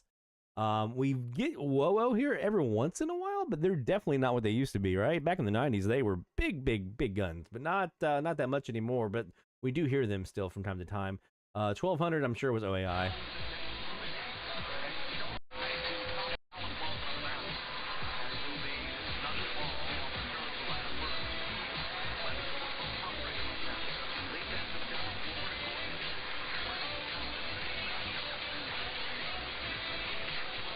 There is somebody in there with some current music. Could be Blowing Rock, to be XIT. I know they up in Boone area. I know they play current hits up there. We've heard them here before, so it could be them. That would be a little off the side of the Superloop though. Let's go up here to 1210. Oh yeah. Yeah, I guess you guys would still be dealing with them pretty much.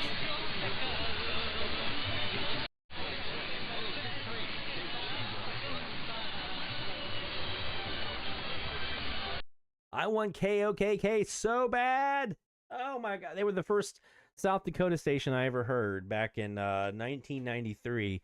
We were still living in the cabin on the river, the Hiwassee River in Brasstown. We hadn't moved into our house yet. We were staying at coworkers of Dad's, had a cabin on the river that we could stay at while we waited for them to vacate Grove Enterprises so we could move into the house there. So we were staying in this little cabin, and I heard them one night real late on my Panasonic BF300. Heard them on there, and it was such a cool, it was like right around midnight Eastern time, heard clear as day. I got the QSL up in the book up here in the notebook, the KOKKID. Back then, I know they carry twins now. Back then, they were carrying a Kansas City Royals baseball game, which was really weird. But yeah, that's one I really want this week. I want KOKK bad. I've been chasing them ever since I heard them in 93. I've wanted them again. I've never heard them since. Even when I was in Omaha, I didn't pick them up. When I had stayed that couple days in Omaha for some business stuff for a day job, I tried. They weren't there. I want them bad this week.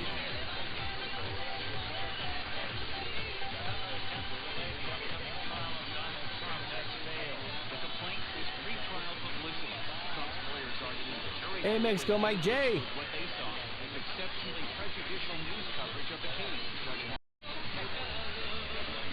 I'm guessing that's KGYN in there, and then there's also another station in there with more kind of older music, nostalgic music. That's WMPS in Memphis. I know that for a fact. We got Mike B in Colorado Mike. So we got Mesa Mike, Colorado Mike, Mexico Mike J, Mexico Mike P. We got to put a limit on the mics here. 1210. Let's go to 1220 now and see who we caught.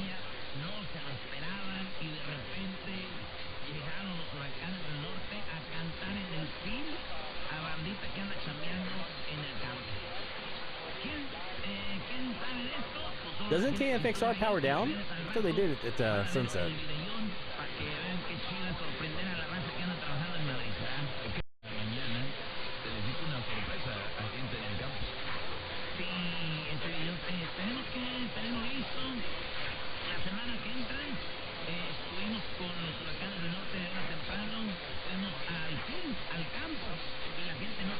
going to assume that's XEB that we're hearing there coming through. So, all right.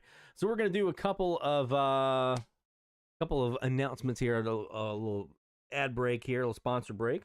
And when we come back, we're going to be talking SDR console a little bit, some FM prep, and a little shack design stuff. So we're going to touch really quickly on the SDR console, but we'll also then spend some time on shack design because we're doing some redesign here in the shack, some stuff I'm looking at, and then also FM season prep because we are so close. The FMDX season, we can almost taste it. It's just right there. It's like, come on, man. So don't go anywhere, my friends. More AMDX and more heading your way right here on DX Central.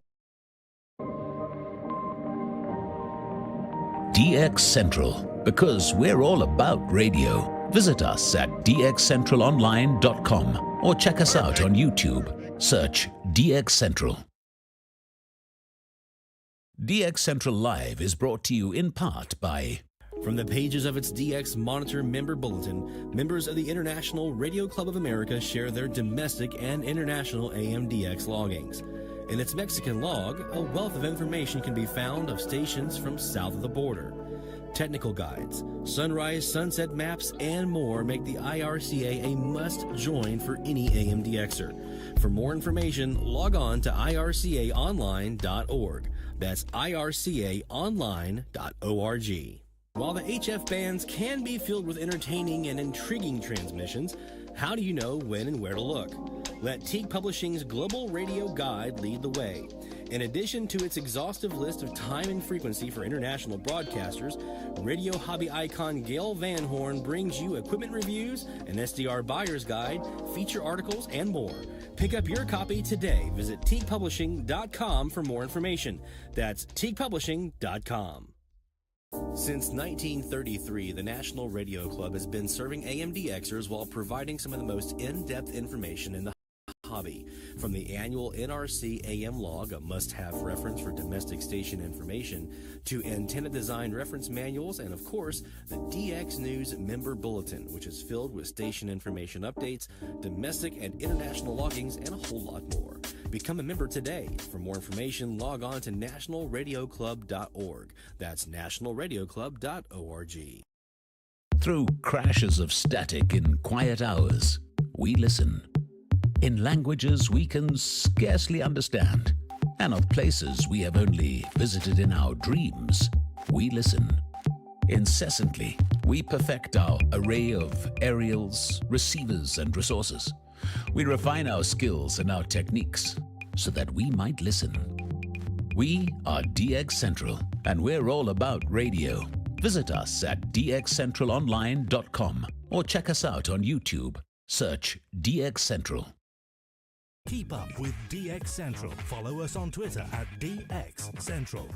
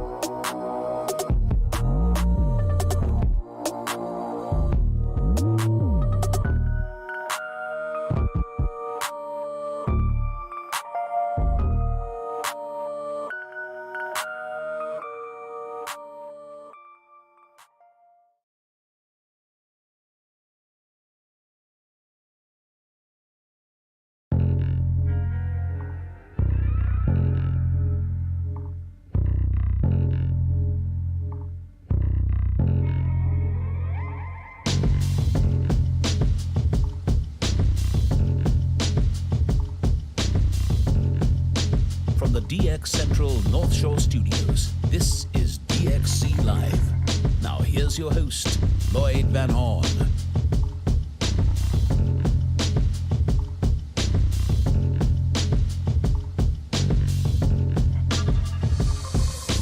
So waiting for somebody to put some bars over top of this bump. I think that'd be pretty tight. Somebody put some DX bars on top of this bumper music. It's DX Central Live from the North Shore Studios here in Mandeville, Louisiana. Every Friday night at 6:45 Central Time, at least for a couple more weeks. And then we'll take our break for the summertime. We do a little regrouping. We got some remodeling to do here in the studios in the shack this summer. We're gonna basically, it'll be the same layout. I'm not gonna like do anything crazy, but there is some stuff that I need to tweak a bit to the setup here, because we had some more gear we've inherited in here into the shack, and some different things that we've kind of moved and rerouted. So got a little bit of a redo we need to do, and then some little subtle improvements that I want to do. So we're gonna talk a little bit about that here in a little while. We'll talk about shack design and kind of in the new era, right? In the SDR era. We're going to talk about some shack design elements for the SDR area and some things to kind of consider and think about as you may put together your space or redo your space for this summer as you get ready for the next AMDX season coming up in the fall. Again, I say that, but the DX season is not over for AM. I just know a lot of you guys might take some time and spend more time doing FM and other things in the summertime. Well, if you want to redo some shack area and kind of get your space situated, that's a good time to do it. All right, let's see, let's go ahead and do some more shout outs because it's about that time.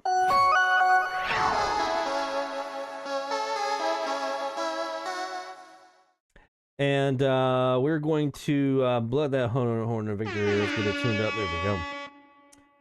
All right.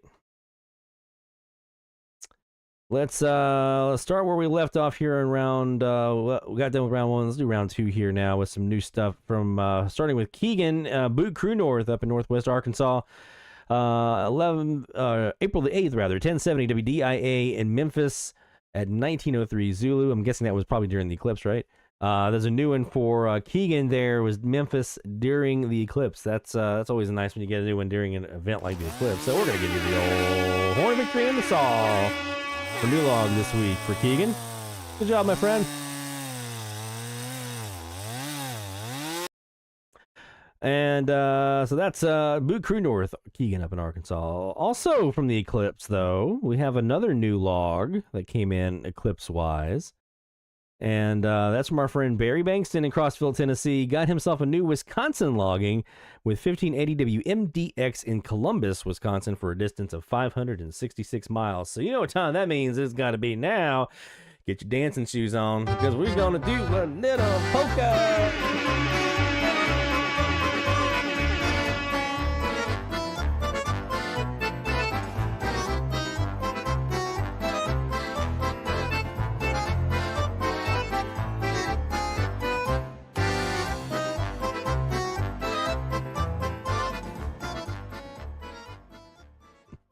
Those memes crack me up, man. Guy with a snowblower on his roof. Let me guess, Wisconsin, right? All right. Good job, Barry, with the new Wisconsin during the eclipse. Always nice when the eclipse can help bring something in. And speaking of, we have another one here. Our friend Bill Curry, the Hammer in Michigan, had some new ones this week, including one during the eclipse. 820 WPGO. That one came in from Horseheads, New York, during the eclipse for him to Michigan. And also heard this week WPRT in Prestonburg, Kentucky on 960 and WWTB in Bristol, Virginia on 980. So some new logs for our friend Bill, the Hammer.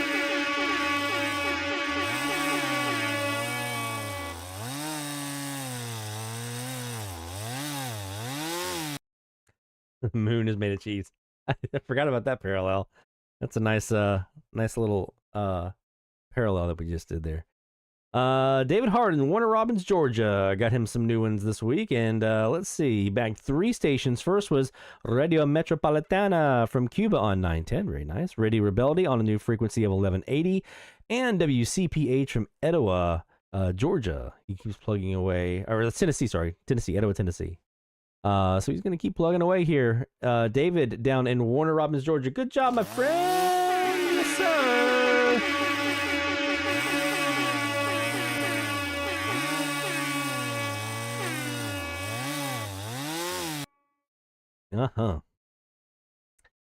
Mexico Mike P. We got Mexico Mike P. Mexico Mike J. We got Mesa Mike. We got Colorado Mike. I'm gonna change my name to Mike and call myself Cajun Mike. 48 logs this week for Mexico Mike P. Let's start off right there with one of these.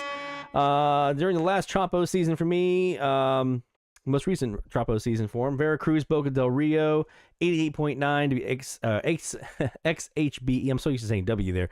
XHBE, 89.1 XHAVR, and 93.3 to XHPS. Did it again.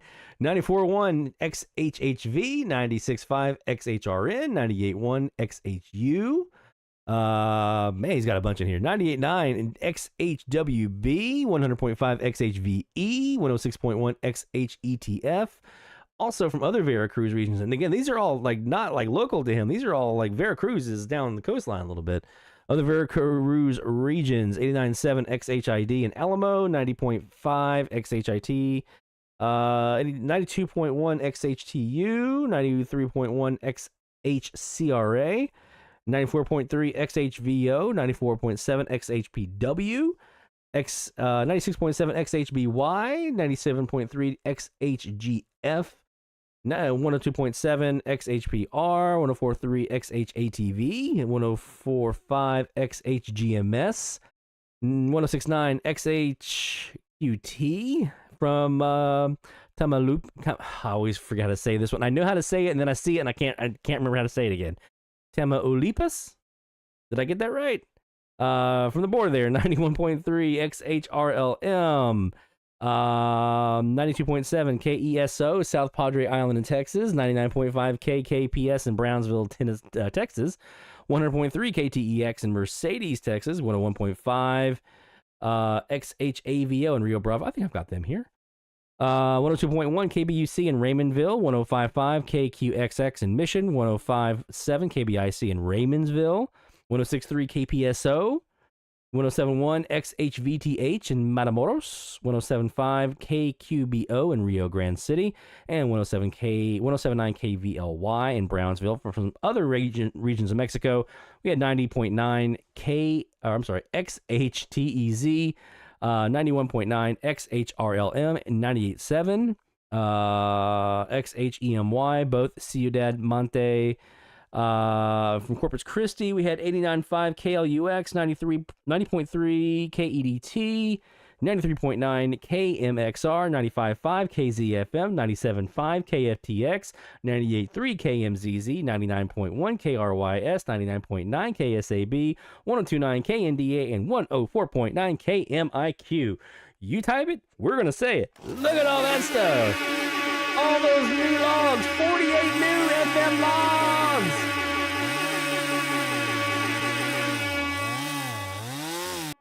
I thought we had good Gulf Tropo down here. These cooking.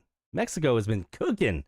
Congratulations, Mexico. Mike P on a whole bunch of new ones down there in your direction down there in Mexico. Hope that, I think I saw in the forecast that's supposed to start drifting up here in a couple of days. We're supposed to start getting some pinks and whites heading in our direction. Definitely some oranges and reds coming our way.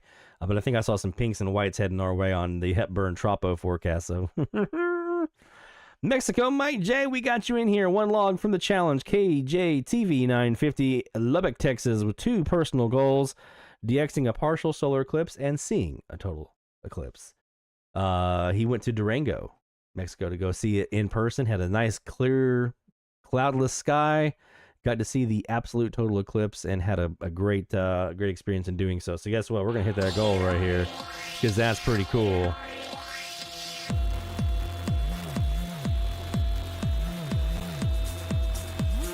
DXing an eclipse. I think that's a goal for all of us, right? We should all be celebrating that.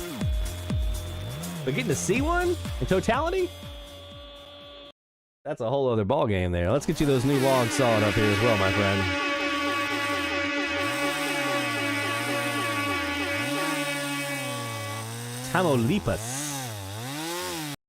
Tamaulipas. There we go. I've said it before and I've got it in there. It's like in the memory banks, and then I see the word and my brain goes, I don't know. It blanks out. Tamaulipas. All right, there we go. Mexico Mike P also adds a little context. Not as good as 2015, 2020, 2021. Stations from Texas to Florida, from the Texas border to Key West. Let's hope we get some more of that this year. All right, let's get that. I'm missing a whole bunch of South Florida. I finally punched into like Tampa St. Pete in October of last year. We finally got some Tropo into that direction.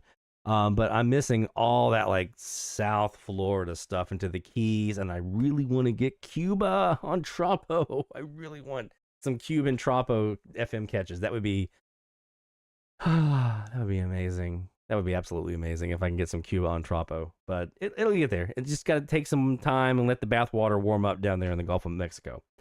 Heard that squiggly lines of light appear on the ground during totality. I don't remember seeing that. I do remember like the whole leaf thing, right? When you see the eclipse through the leaf, and it's like another way of doing it. Instead of like the little hole in the card, you can actually use the leaves as a lens, and it kind of projects the crescent or whatever on the ground. I did see that. Saw that during the annular eclipse that we had last year. I did get to see that, or 2 years ago, whenever it was, when we saw the annular eclipse. We got to see that here. But the I don't remember during totality because we had a lot of cloud cover. I got to see it break through because we had a thunderstorm coming our way, so I got to see it break through, but I don't remember the squiggly lines. So we have to see that. Right, nothing like seeing a total eclipse in person. Can confirm. Mexico Mike P. Now you're good, man. Like I said, you type it, I say it.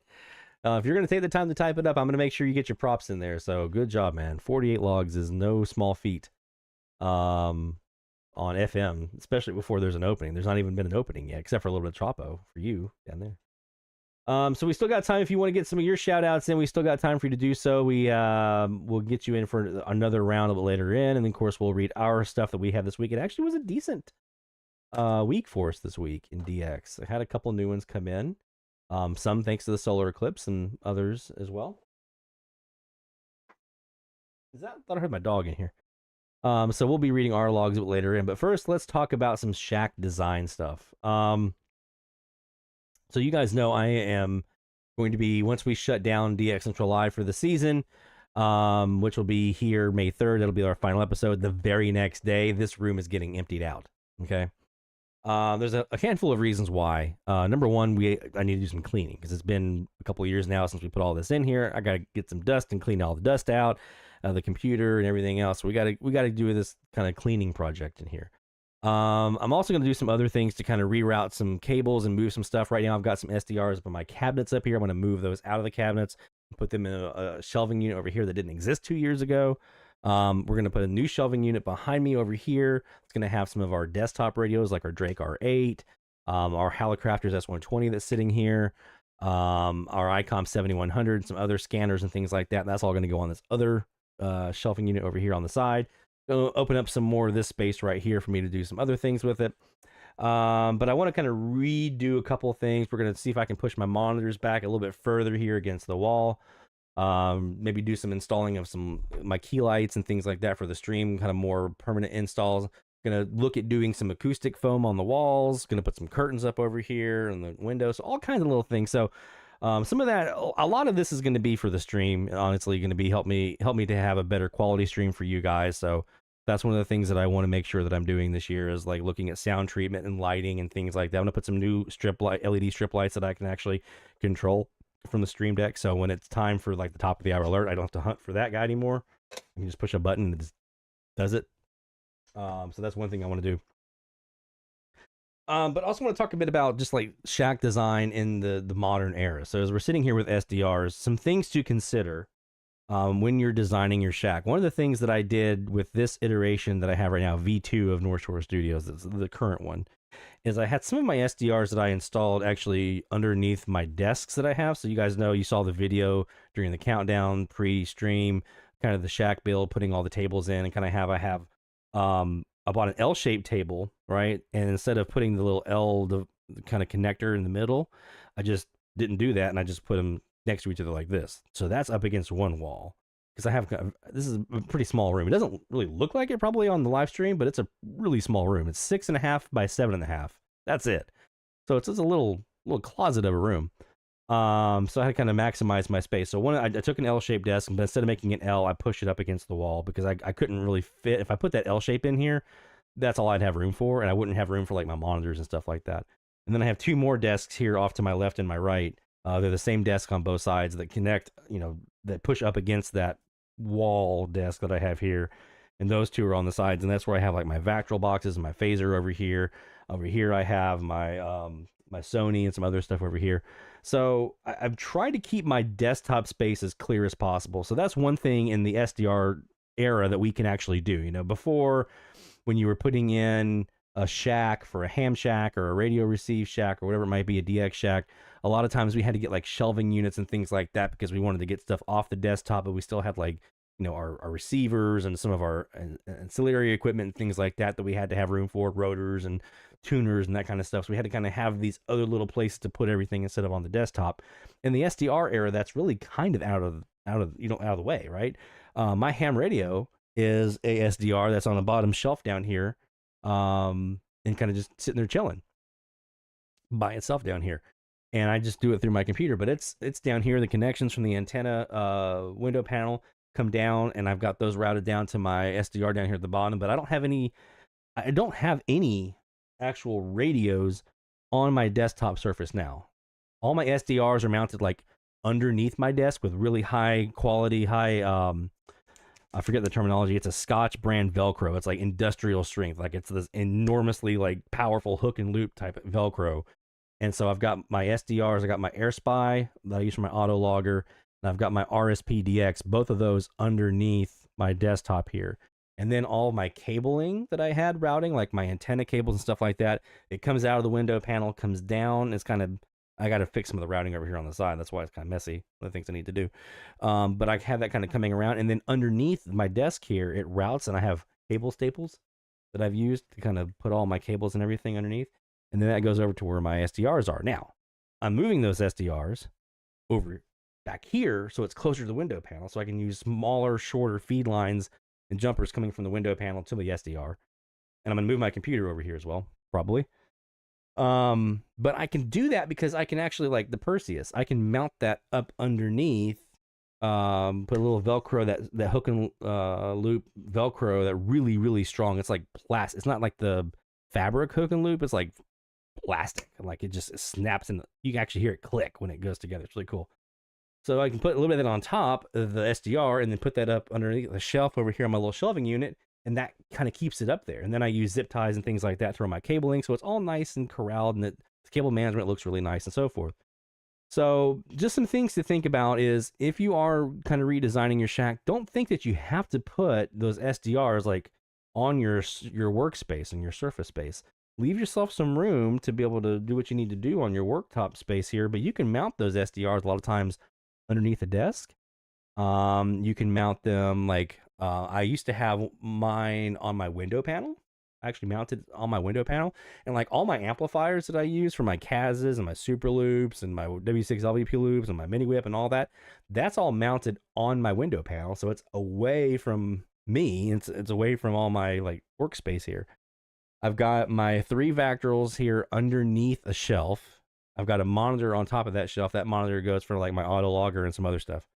I've also got my phaser over here under the shelf and some of my rotor controllers and stuff like that. So some of that stuff that I have to have some kind of knobs for certain things because I don't have computerized vactrols yet. I have to have some space for those. So I put those kind of tucked in underneath the shelf. I've got some little LED shelf lights that I mounted underneath that I can use that to kind of light that. But one thing you'll find a lot with SDR technology in the SDR area is you'll need more monitors. I have 4 here that I have my quad monitor setup, which might be a little overkill, but I found it actually works really well between the live stream. When I'm especially doing the live stream, I have like my Perseus is on one monitor up here on my top left, the Kiwi's on the top right. I have the chat with you guys over here on my bottom right, and then I've got my streaming software on the bottom left, right? So I've got a window for everything. And even like during a ham contest and stuff like that, this really helps me out a lot to be able to have all these different windows. So consider that if you have the space and the means to pick up some extra monitors. extra monitors mean you can do more things, right? So if I have like a monitor for my SDR program and monitor for my logging program, right? Like that kind of thing can help you. I'm hoping that I can take 2 of these monitors and stack them like horizontal this way, and the other 2 I'm going to flip them vertical.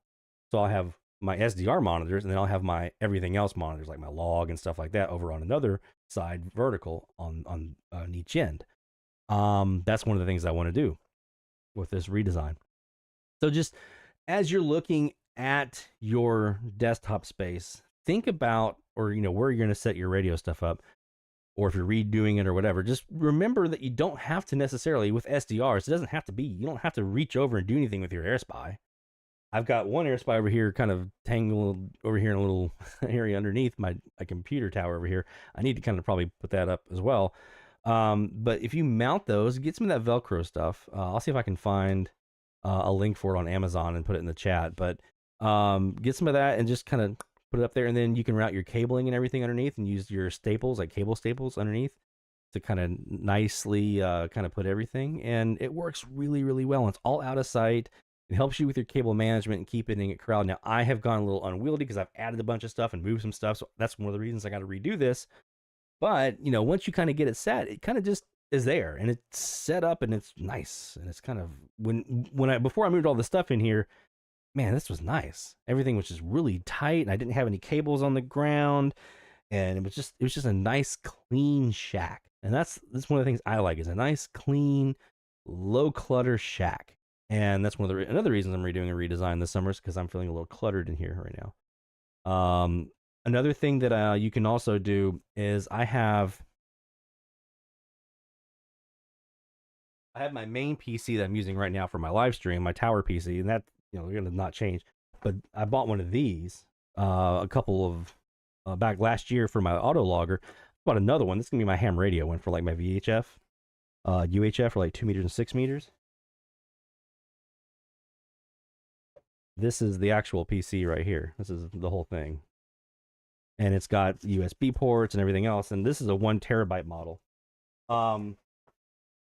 So if you just want a basic PC that you can use for like DX, now there's not a lot of storage room on here, so I would pair this with like an external hard drive or something like that I can move stuff over to. But this, I can use the same Velcro and mount this sucker, like flip it upside down and mount this underneath the shelf, and now my computer's out of the way. Not on my desktop. It's completely out of the way. This is like $200, one of these little mini PCs, and they work great. The other one I've had over here for a year, 24/7 nonstop in my auto logger, and it's worked really, really well. And this, like I said, this is the 1 terabyte. I think I spent $250, $260 on Amazon getting this one. So you can look up like Camrui, I don't know how you say it, but Camrui mini PC. They've got different ones. They got like a 500 gigabyte and 1 terabyte, things like that. This is 16 gigs of memory, 1 terabyte of hard drive space. Comes preloaded Windows 11. You're good to go. So that's another thing you can do, is you can actually hide your SDRs. You can hide all your cables. You can hide your computer all underneath your desktop. And then that leaves your entire workspace for you to do what you need to do with your keyboard and your mouse and everything else. Your NRC log, your, whatever you're using on your desktop space. So some things to consider. So the main point I want to kind of get across here is that when you think about a ham radio shack or a DX shack, we always have these images of like a wall of radios, and that's cool. And if you have those, great, but you don't have to do that in the SDR era, especially if you kind of transition to mostly SDRs. You can at least take those things that you don't have to have immediate access to. Like I know Sean recently, KX9X did his remodel in his shack, and he had a very clean look, right? He had his monitors up and things like that. And if I remember right, he had his SDRs kind of hidden as well. So you don't have to, you're not changing knobs on an SDR box. Like there's nothing for me to do on an AirSpy. There's nothing for me to do on my Perseus, right? It's kind of tucked away and hidden. It's just there. So on those SDRs, if I don't need to get to them, I don't need them within arm's reach. They can be under a table, under my desk, under a shelf, tucked away somewhere. You can mount them on the back of your monitor if you want to with some of that Velcro, whatever it needs to be, just to get it out of the way. And that opens up your space. So just think about that in the terms of, when you are kind of claiming your area where you're going to DX, it doesn't have to be this big, huge wall of gear. it can be more streamlined. It can be more clean and more efficient now that we have SDR technology. So I'll be actually working on an article about that for Spectrum Monitor.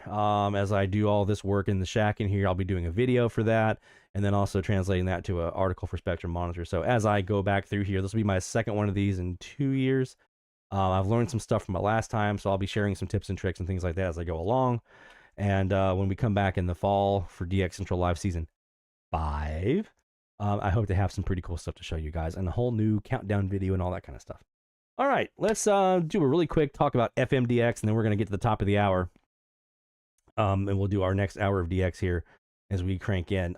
Real quick before I do that, before we get into FMDX stuff, I did want to share, I talked about SDR Console.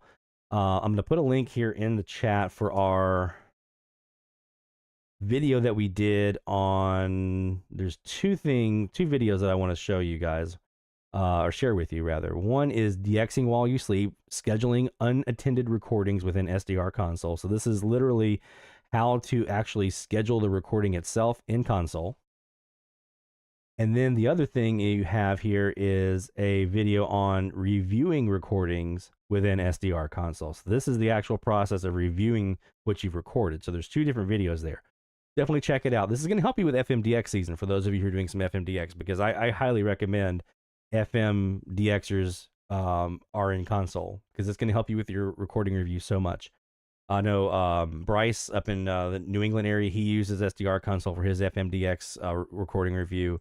You can just go through so much quicker with SDR Console. So definitely look at that. Check out those 2 videos, and that'll help you get ready for FM season coming up. So that's one thing that you can do to get ready for FM season. Some other things that you can do. Our friend, I forgot his name off the top of my head. Recently, we have a friend, FMDX friend out west, who recently bought a new antenna and found out that it doesn't have an antenna connection on there. There's just 2 bolts that you have to use a matching transformer to. So it's one of those like 300 ohm to 75 ohm matching transformers. Basically, it takes goes a connector to each of the 2 bolts on the antenna, and on the other side of it, you tighten that down, and then on the other side you have an F connector for your feed line. And so I had been using one that I picked up off of Amazon for that functionality, but there's actually one that you can get that I just got in the mail from Amazon the other day. Oh, come on. And I'm going to put this link in the chat as well. This is a Channel Master outdoor Balun matching transformer. So this is a little bit nicer version than what you would normally buy on Amazon. The ones I were buying was like $4 or $5. This is $25. I'm actually going to put mine on my Yagi, my 9-element Yagi tomorrow. It's on my list of things to do. So as you're getting ready for FMDX season, if you have any of those antennas, like Yagi antennas or whatever, that don't have an FM, like an F connector already on there installed, and you maybe are using a cheaper version of this, this is something that you might want to consider. This gives you a better match. If you don't have a good match, that impacts your signal levels, it impacts your antenna pattern, all kinds of other things. So you might not be getting the best performance out of your antenna if you have a cheaper version of this. So this Channel Master Balun that I just picked up, I'll tell you guys how it works for me. If I notice any difference, I would imagine I probably will, based on some of the things that I was talking with, like Les Rayburn and some other folks. This will give you just a better impedance match for that antenna than what you might have had before with a cheaper version. So if you have one of those more kind of DX Yagis for FM, this is something you might want to think about for FM season. I know, like, my Stellar Labs 4-element Yagi already has an F connector on it, so I'm good. The omnidirectional F connector is already there on the omnidirectional Stellar Labs antenna, but my Stereo Probe 9 did not have one of these. I don't remember my centerfire dipole. I don't remember what I'm running off of that. I need to check that, actually, now that I think about it. This hit me. I need to check and see what adapter I have on that. I might need to do one of these for that one, too. That's actually a really good point.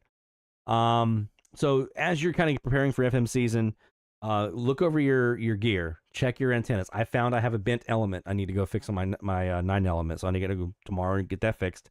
So I'm going to bring it down and do that. Check your connections. Check to make sure everything's nice and tight. Waterproof your connections. If you have like an F, your F connector coming in, or if it's B and C or whatever, just make sure you have where your feed line connects to the antenna is waterproofed.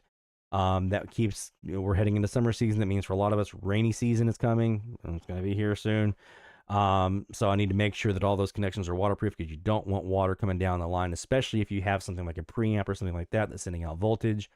You're going to want to make sure that you have that waterproofed. Speaking of those preamps, we have a link tree that I put together last year with all of my FMDX resources that I've gathered here. I'll probably add to it as we go along this season as well. But bookmark this. I just put it in the chat. Bookmark this link tree. It's got all of my resources I use for FM. That includes online resources. It includes places to get equipment and things like that. Let me just show it to you really quick. And I know we're getting close to top of the hour here, so I'll make this quick. This is the link tree here. So you'll see there's a current condition section where we have like the most recent last 30 minutes of FM list. There's your VHF APRS propagation map to show you real-time APRS conditions. Your FM reception from RDS Autologger on rabbit ears. This is the DX maps real-time spots for 6 meters. 6 meters is a great early warning for FM, because if it's not popping on 6 meters, it's probably not going to be popping on FM, more than likely on eSkip at least. So if you're looking for eSkip and you want to know if it's popping on 6, because it's got to pop there first, this is where you want to look. How to get some different SDR software like Console, SDR Sharp, HD SDR, SDR Uno. I need to add SDR Connect in there too. And RDS Spy for those folks who want to have that extra RDS coverage. Although the SDR Console RDS decoder has got a lot better. Clubs and groups. So like the WTFDA, FMDX Watchdogs on Facebook, TV FMDXing Facebook group as well. Those are really, really good. There's also just a generic DXing Reddit group. I don't think I've spent any time in there, but I know it's there. Station list and loggers like FM List, the WTFDA logger or WLogger, or the station database, which has had some issues lately, but they're going to a new provider for them to host that database, so stand by. Propagation forecast, including Bill Hepburn's Tropo forecast, a sporadic E forecast map, which I saw was decent last year. It was all right. Some of our videos we put up around FMDX, so like the reviewing and recordings and scheduling recording links are all on here as well. And then here's where you really get into the fun stuff like SDRs, radios, antennas, and gear. So my centerfire dipole that I use here is here. My FM Faulkner one single element loop that I built and is now up in the attic. That's where I found out about it right here. Here's the Stellar Labs 4-element Yagi. Here's the omnidirectional. This, though, this is the one main reason I wanted to pull this list up. This is something that I highly recommend, especially if you have a longer feed line for your FM antenna. I would say something over the 7,500 feet, somewhere in there or more. You're going to want to get one of these right here. KT501 coax. This is a preamplifier FM booster. I like the coax because it actually mounts out at the antenna, so it's boosting the feed line coming back in, so it's a little bit better way to kind of overcome some of the loss you might have on your feed line. These have up to 17.5 dB of gain. What you're basically trying to do here is you don't want to just go crazy with it, because as you boost gain, you're boosting noise. That's the old adage, right? You just basically want to overcome your feed line loss. So what you're trying to do is set that so that your locals are all kind of like, what's the way I put this last year? I don't remember how I put it last year, but basically you don't want to just crank it all the way, because that's going to boost your noise as well. But just kind of dialing what you need to kind of overcome your feed line loss, and you should be good. Anyway, I've got two of these. I got one on my autologger and one on my omnidirectional, and it works really, really, really well. So I highly recommend these. These are low noise, super low noise, super quiet, and work like a champ. So I highly recommend these. I got a couple of others as well. I think I got one for like 160 meters, and they got some TV ones and things like that. No, they don't have the 160. They have some TV ones, stuff like that. Anyway, so I highly recommend, if you are an FMDXer, bookmark our link tree here for FMDX, and you will not be disappointed. I'll be adding to it as we go along as well. Check all of your antennas, check all your connections, make sure you test all that, and If you haven't done yet, make sure you do a band scan. I'm guilty. I haven't done an updated one just to see what the band looks like today. My last one was last year, so I need to do one now for this year to make sure I know if there's anything's changed. I've got a station here in New Orleans that's come and go on 88.3. Sometimes they're there, sometimes they're not. So I need to see where we are today on that. So other frequencies. We've got low power translators coming up all over the place. So your band might have changed since last time you looked at it. So do that band scan now. Get to know your band right now. Where are the open frequencies? Where are you going to go when there's an opening or a potential opening? Where are you going to go with an open frequency to find out what's going on with your FM band, to see if something's open? You want to have multiple ones. You want to have something low, middle, and high on the band to see low on E-skip openings. Do you have anything coming in?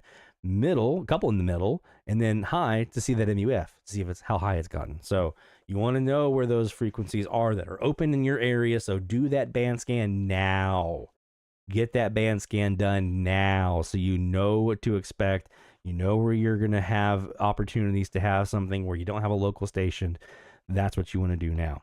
Familiarize yourself with your local FM band. No. Okay.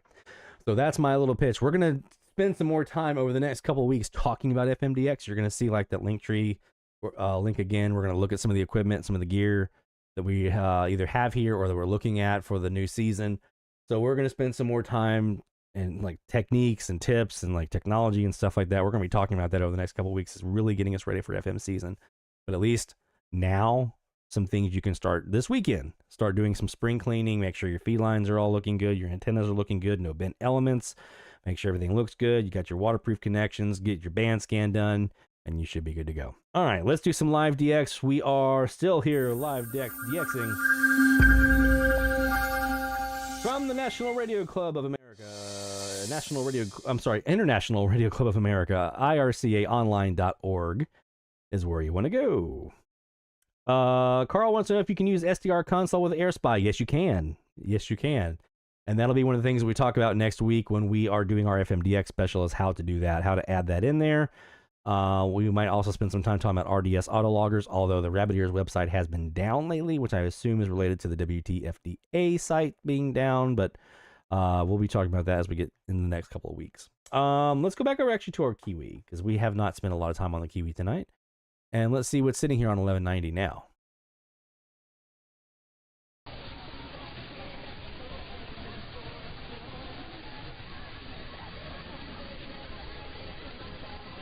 Yes. Air checks, grabbing air checks is super, super great. Air checks, to me, videos of your SDR captures have replaced QSLs in my eye. We don't get QSLs anymore from stations. They just don't like to do them for whatever reason, for a number of reasons. So capturing an air check recording, audio or video or both, is a great way to confirm that you have that station. It counts the same as a QSL. That's a confirmation, right? Collecting those is the new QSL. And in FM, getting that little screenshot of the RDS capture, super, super cool.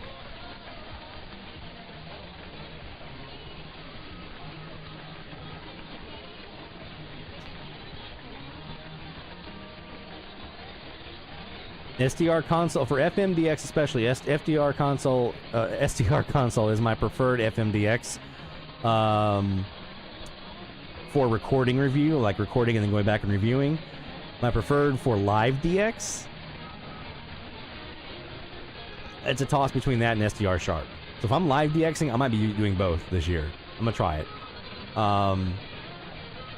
I can't give you a nod on SDR Connect right now for our RSP users because they don't have the RDS stuff there yet. It's not there, and without RDS, it's useless. And there's no MPX output option to send it to our RDS Spy. So without RDS decode, I'm not using it for FM. Sorry, guys.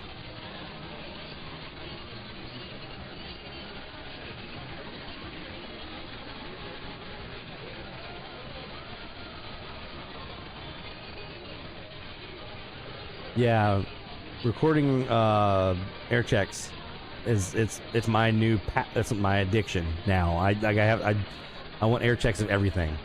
Sometimes you just can't. Sometimes you just can't get a good, like, for me to upload to my YouTube channel, I have to have like a good quality either comparison video, like stuff that you do, Jacob, where you're comparing like to an online streamer or whatever, or Kiwi, or I need that crystal clear ID. If it's kind of in the mud, I'm not uploading that to YouTube. I'll keep it.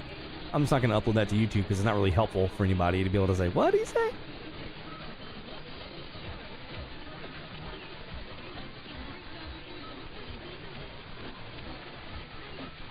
All right, 1190 to 1220, that's where we are for this week's challenge frequencies. So we're sitting on 1190 right now in the Kiwi, looking south.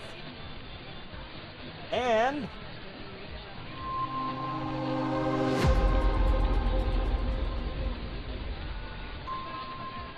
here we go. Top of the hour alert. Hit them sirens, Bill.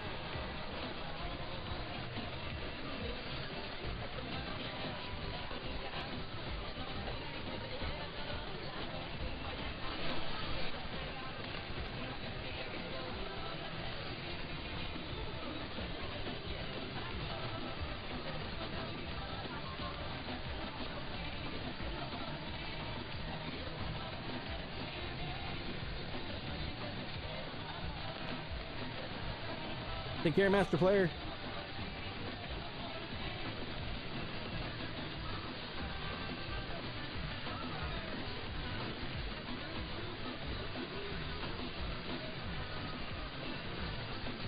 My favorite part of console for recording review is the navigator and being able, like, controlling very specifically your movement through that file. That's my favorite part about it's the closest to Jaguars that I've found, and obviously there's not a Jaguar for FM, but it's the closest kind of experience that I have with reviewing or recording in Jaguar.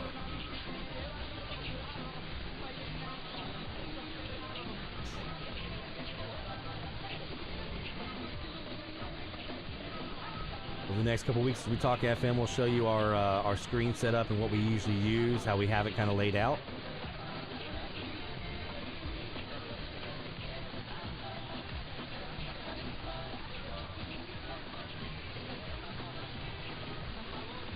So like on one window I'll have FM list, one window I'll have my console, one window, what else do I have over there? Is that XCCT? Okay. Shakira.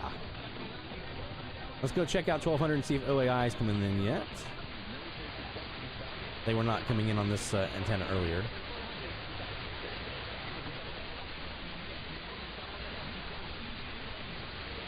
We firmly have Monterey on 1190 now.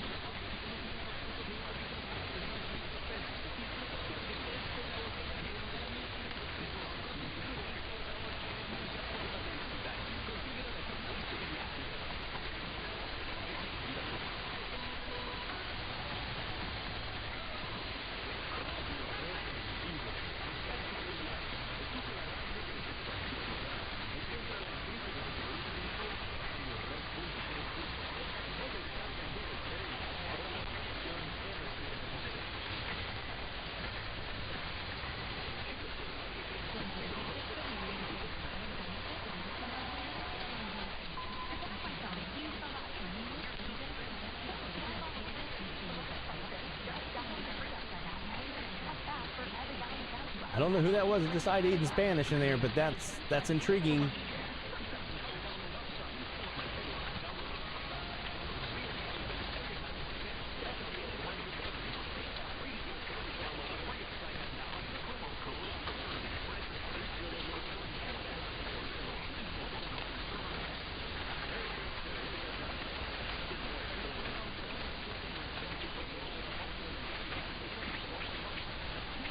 That's a good question, Mike.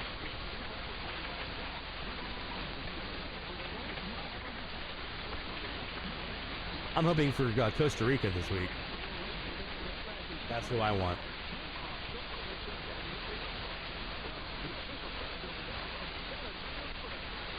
Yep, there's OAI.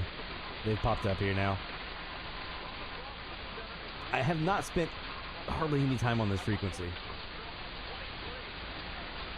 because it's always OAI usually, but now this antenna gives me a new look. And this goes back to another point that I've made in the past. Different antennas, different tools in your toolbox can give you different applications as you DX. So having this antenna, this different antenna, and the different configuration, different orientation gives me a different look at the band than all my other antennas. So, I know not everyone can do that, I know. But if you have room for like 2 loops, that can give you a different look than just one. Or turning your loop can give you a different look than just having it in one direction.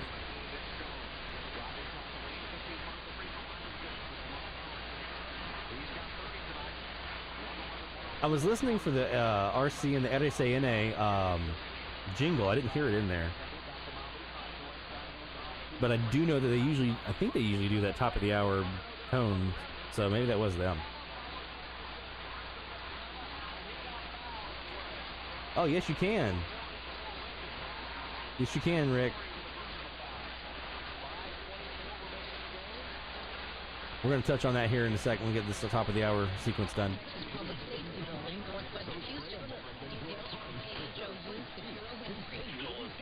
12:10 now.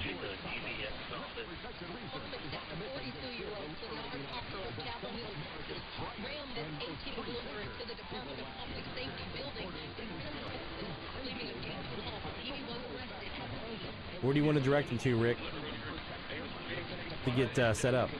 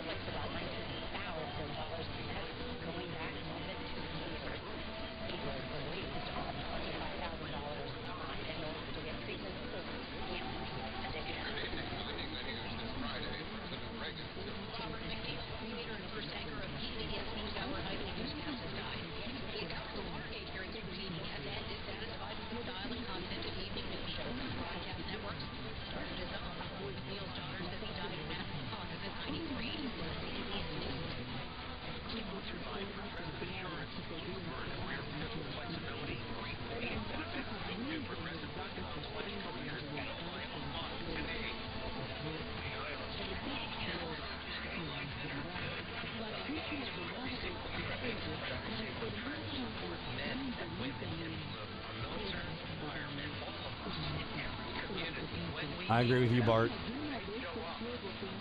That's one of the things that's a struggle for me with the Kiwi I'm trying to get used to, is I don't have the ability to just do a broadband recording of the entire band all at once.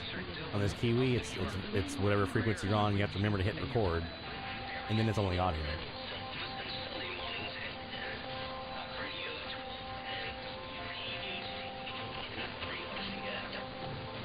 I have not heard Philly here in a very long time. There we go. There was Philly.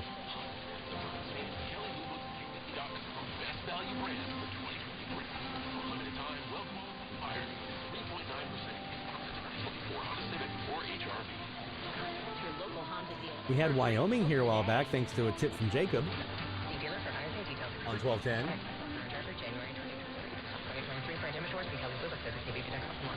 I'm John Morgan. Don't be impressed when you hear someone settle their case for what may seem like Oh, that's a good call, Jacob. Yeah, run those like seems like lots of money. all at once, yeah. They lost both legs, had a brain injury, or were paralyzed, and can I never forget about that. All law firms are not mistaken. To see what your case may be worth, go to Yeah, actually, I've seen you do that before on yours. And I just did recently open that up to more channels, so we can have more people connected if they want. Some of them are going to be the FFT only, but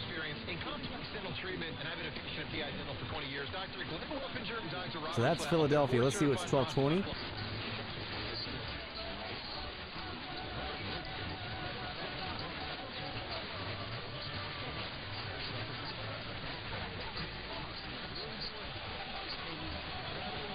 Six of the 8 are set to private. I gotta check into that.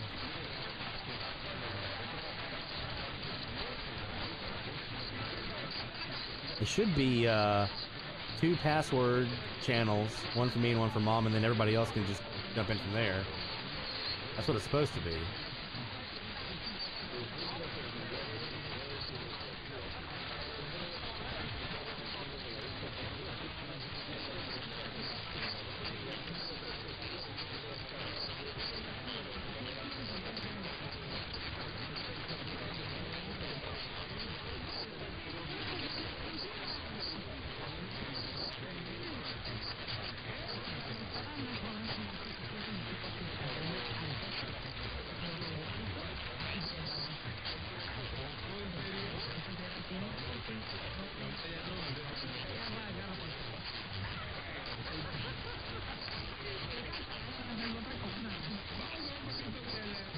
Oh, I got it backwards. Okay, hold up.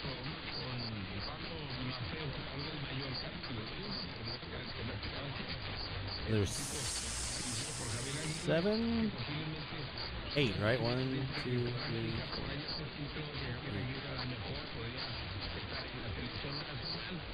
6. So if I set that number of channels not requiring a password, even a password is set to 6, that should open that up now.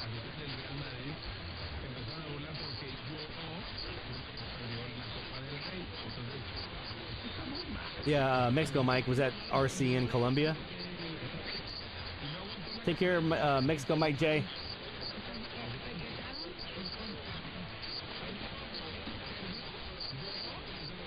So I've now updated that Jacob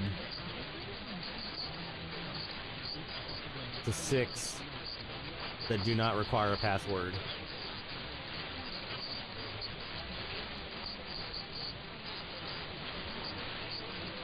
So there should always be 2 that do and 6 that don't.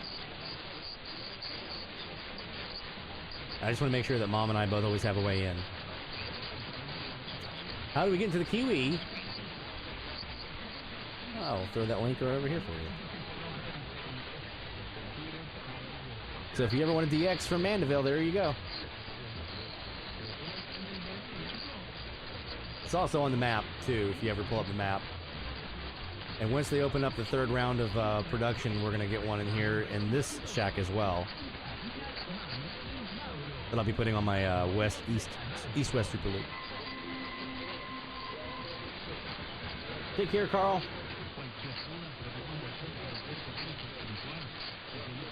I'm pretty sure this Spanish station here on 1220 is XEB, but we'll have to double check and take a look. So, all right, so we've got a handful of stations here we've already kind of found. We got Philadelphia's come in on 1210, OAI. We've got station in Monterey, possibly Columbia in there now. So, looks like it's going to be a good week. Hopefully, I could use a good week of DX. Hopefully, we can make that happen. So, let's go ahead and do one last thing, and then we'll wrap up for tonight. Let's look at, let me look at the little shout out form. We don't have any more. So if you have any shout outs from here, we'll just get those in for round 1 next week. So you can submit those anytime on that shout out link. Just bookmark that sucker because we use the same form every week. All right, so let's take a look. Since we met last week, what have we got here at DX Central? No FM this week. It's been pretty quiet on the FM front, but we did have some new AM catches, all domestic. 990 KFCD. Oh, I guess I got to play the old.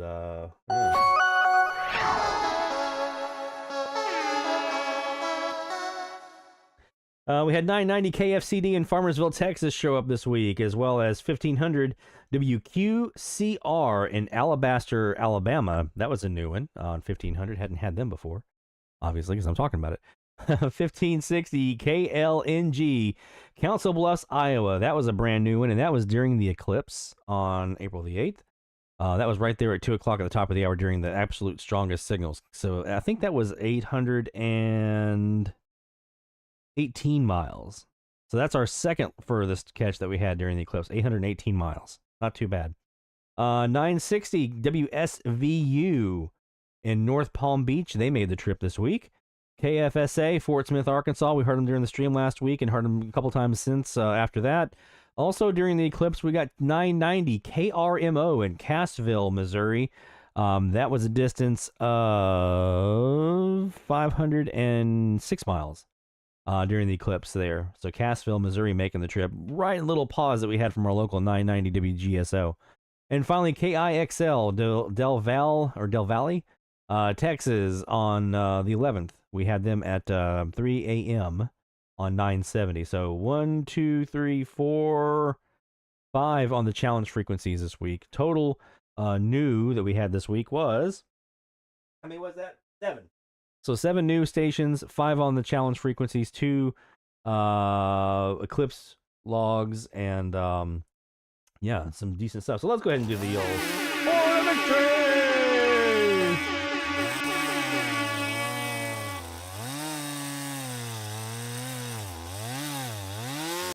We'll toot our own Van Horn here. All right, my friends, 1190, 1220. Go make it happen and get yourself ready for FMDX season. Go do that band scan. Get it done. And we'll be ready to roll. Next week, we'll be talking FMDX. The week after that, we'll be talking FMDX. We'll still do AM. We'll still be doing AM. Don't worry. We'll be talking some FMDX as well during the next couple of weeks. Take care, my friends. 73, best of DX. Good luck to you in the challenge this week. And in those Eclipse recordings, as you're reviewing those, make sure you submit your logs to our Solar Eclipse page. We want to make sure we have as much data as possible to share with the world about how cool AMDX is during an eclipse. Take care, my friends. We'll see you next week.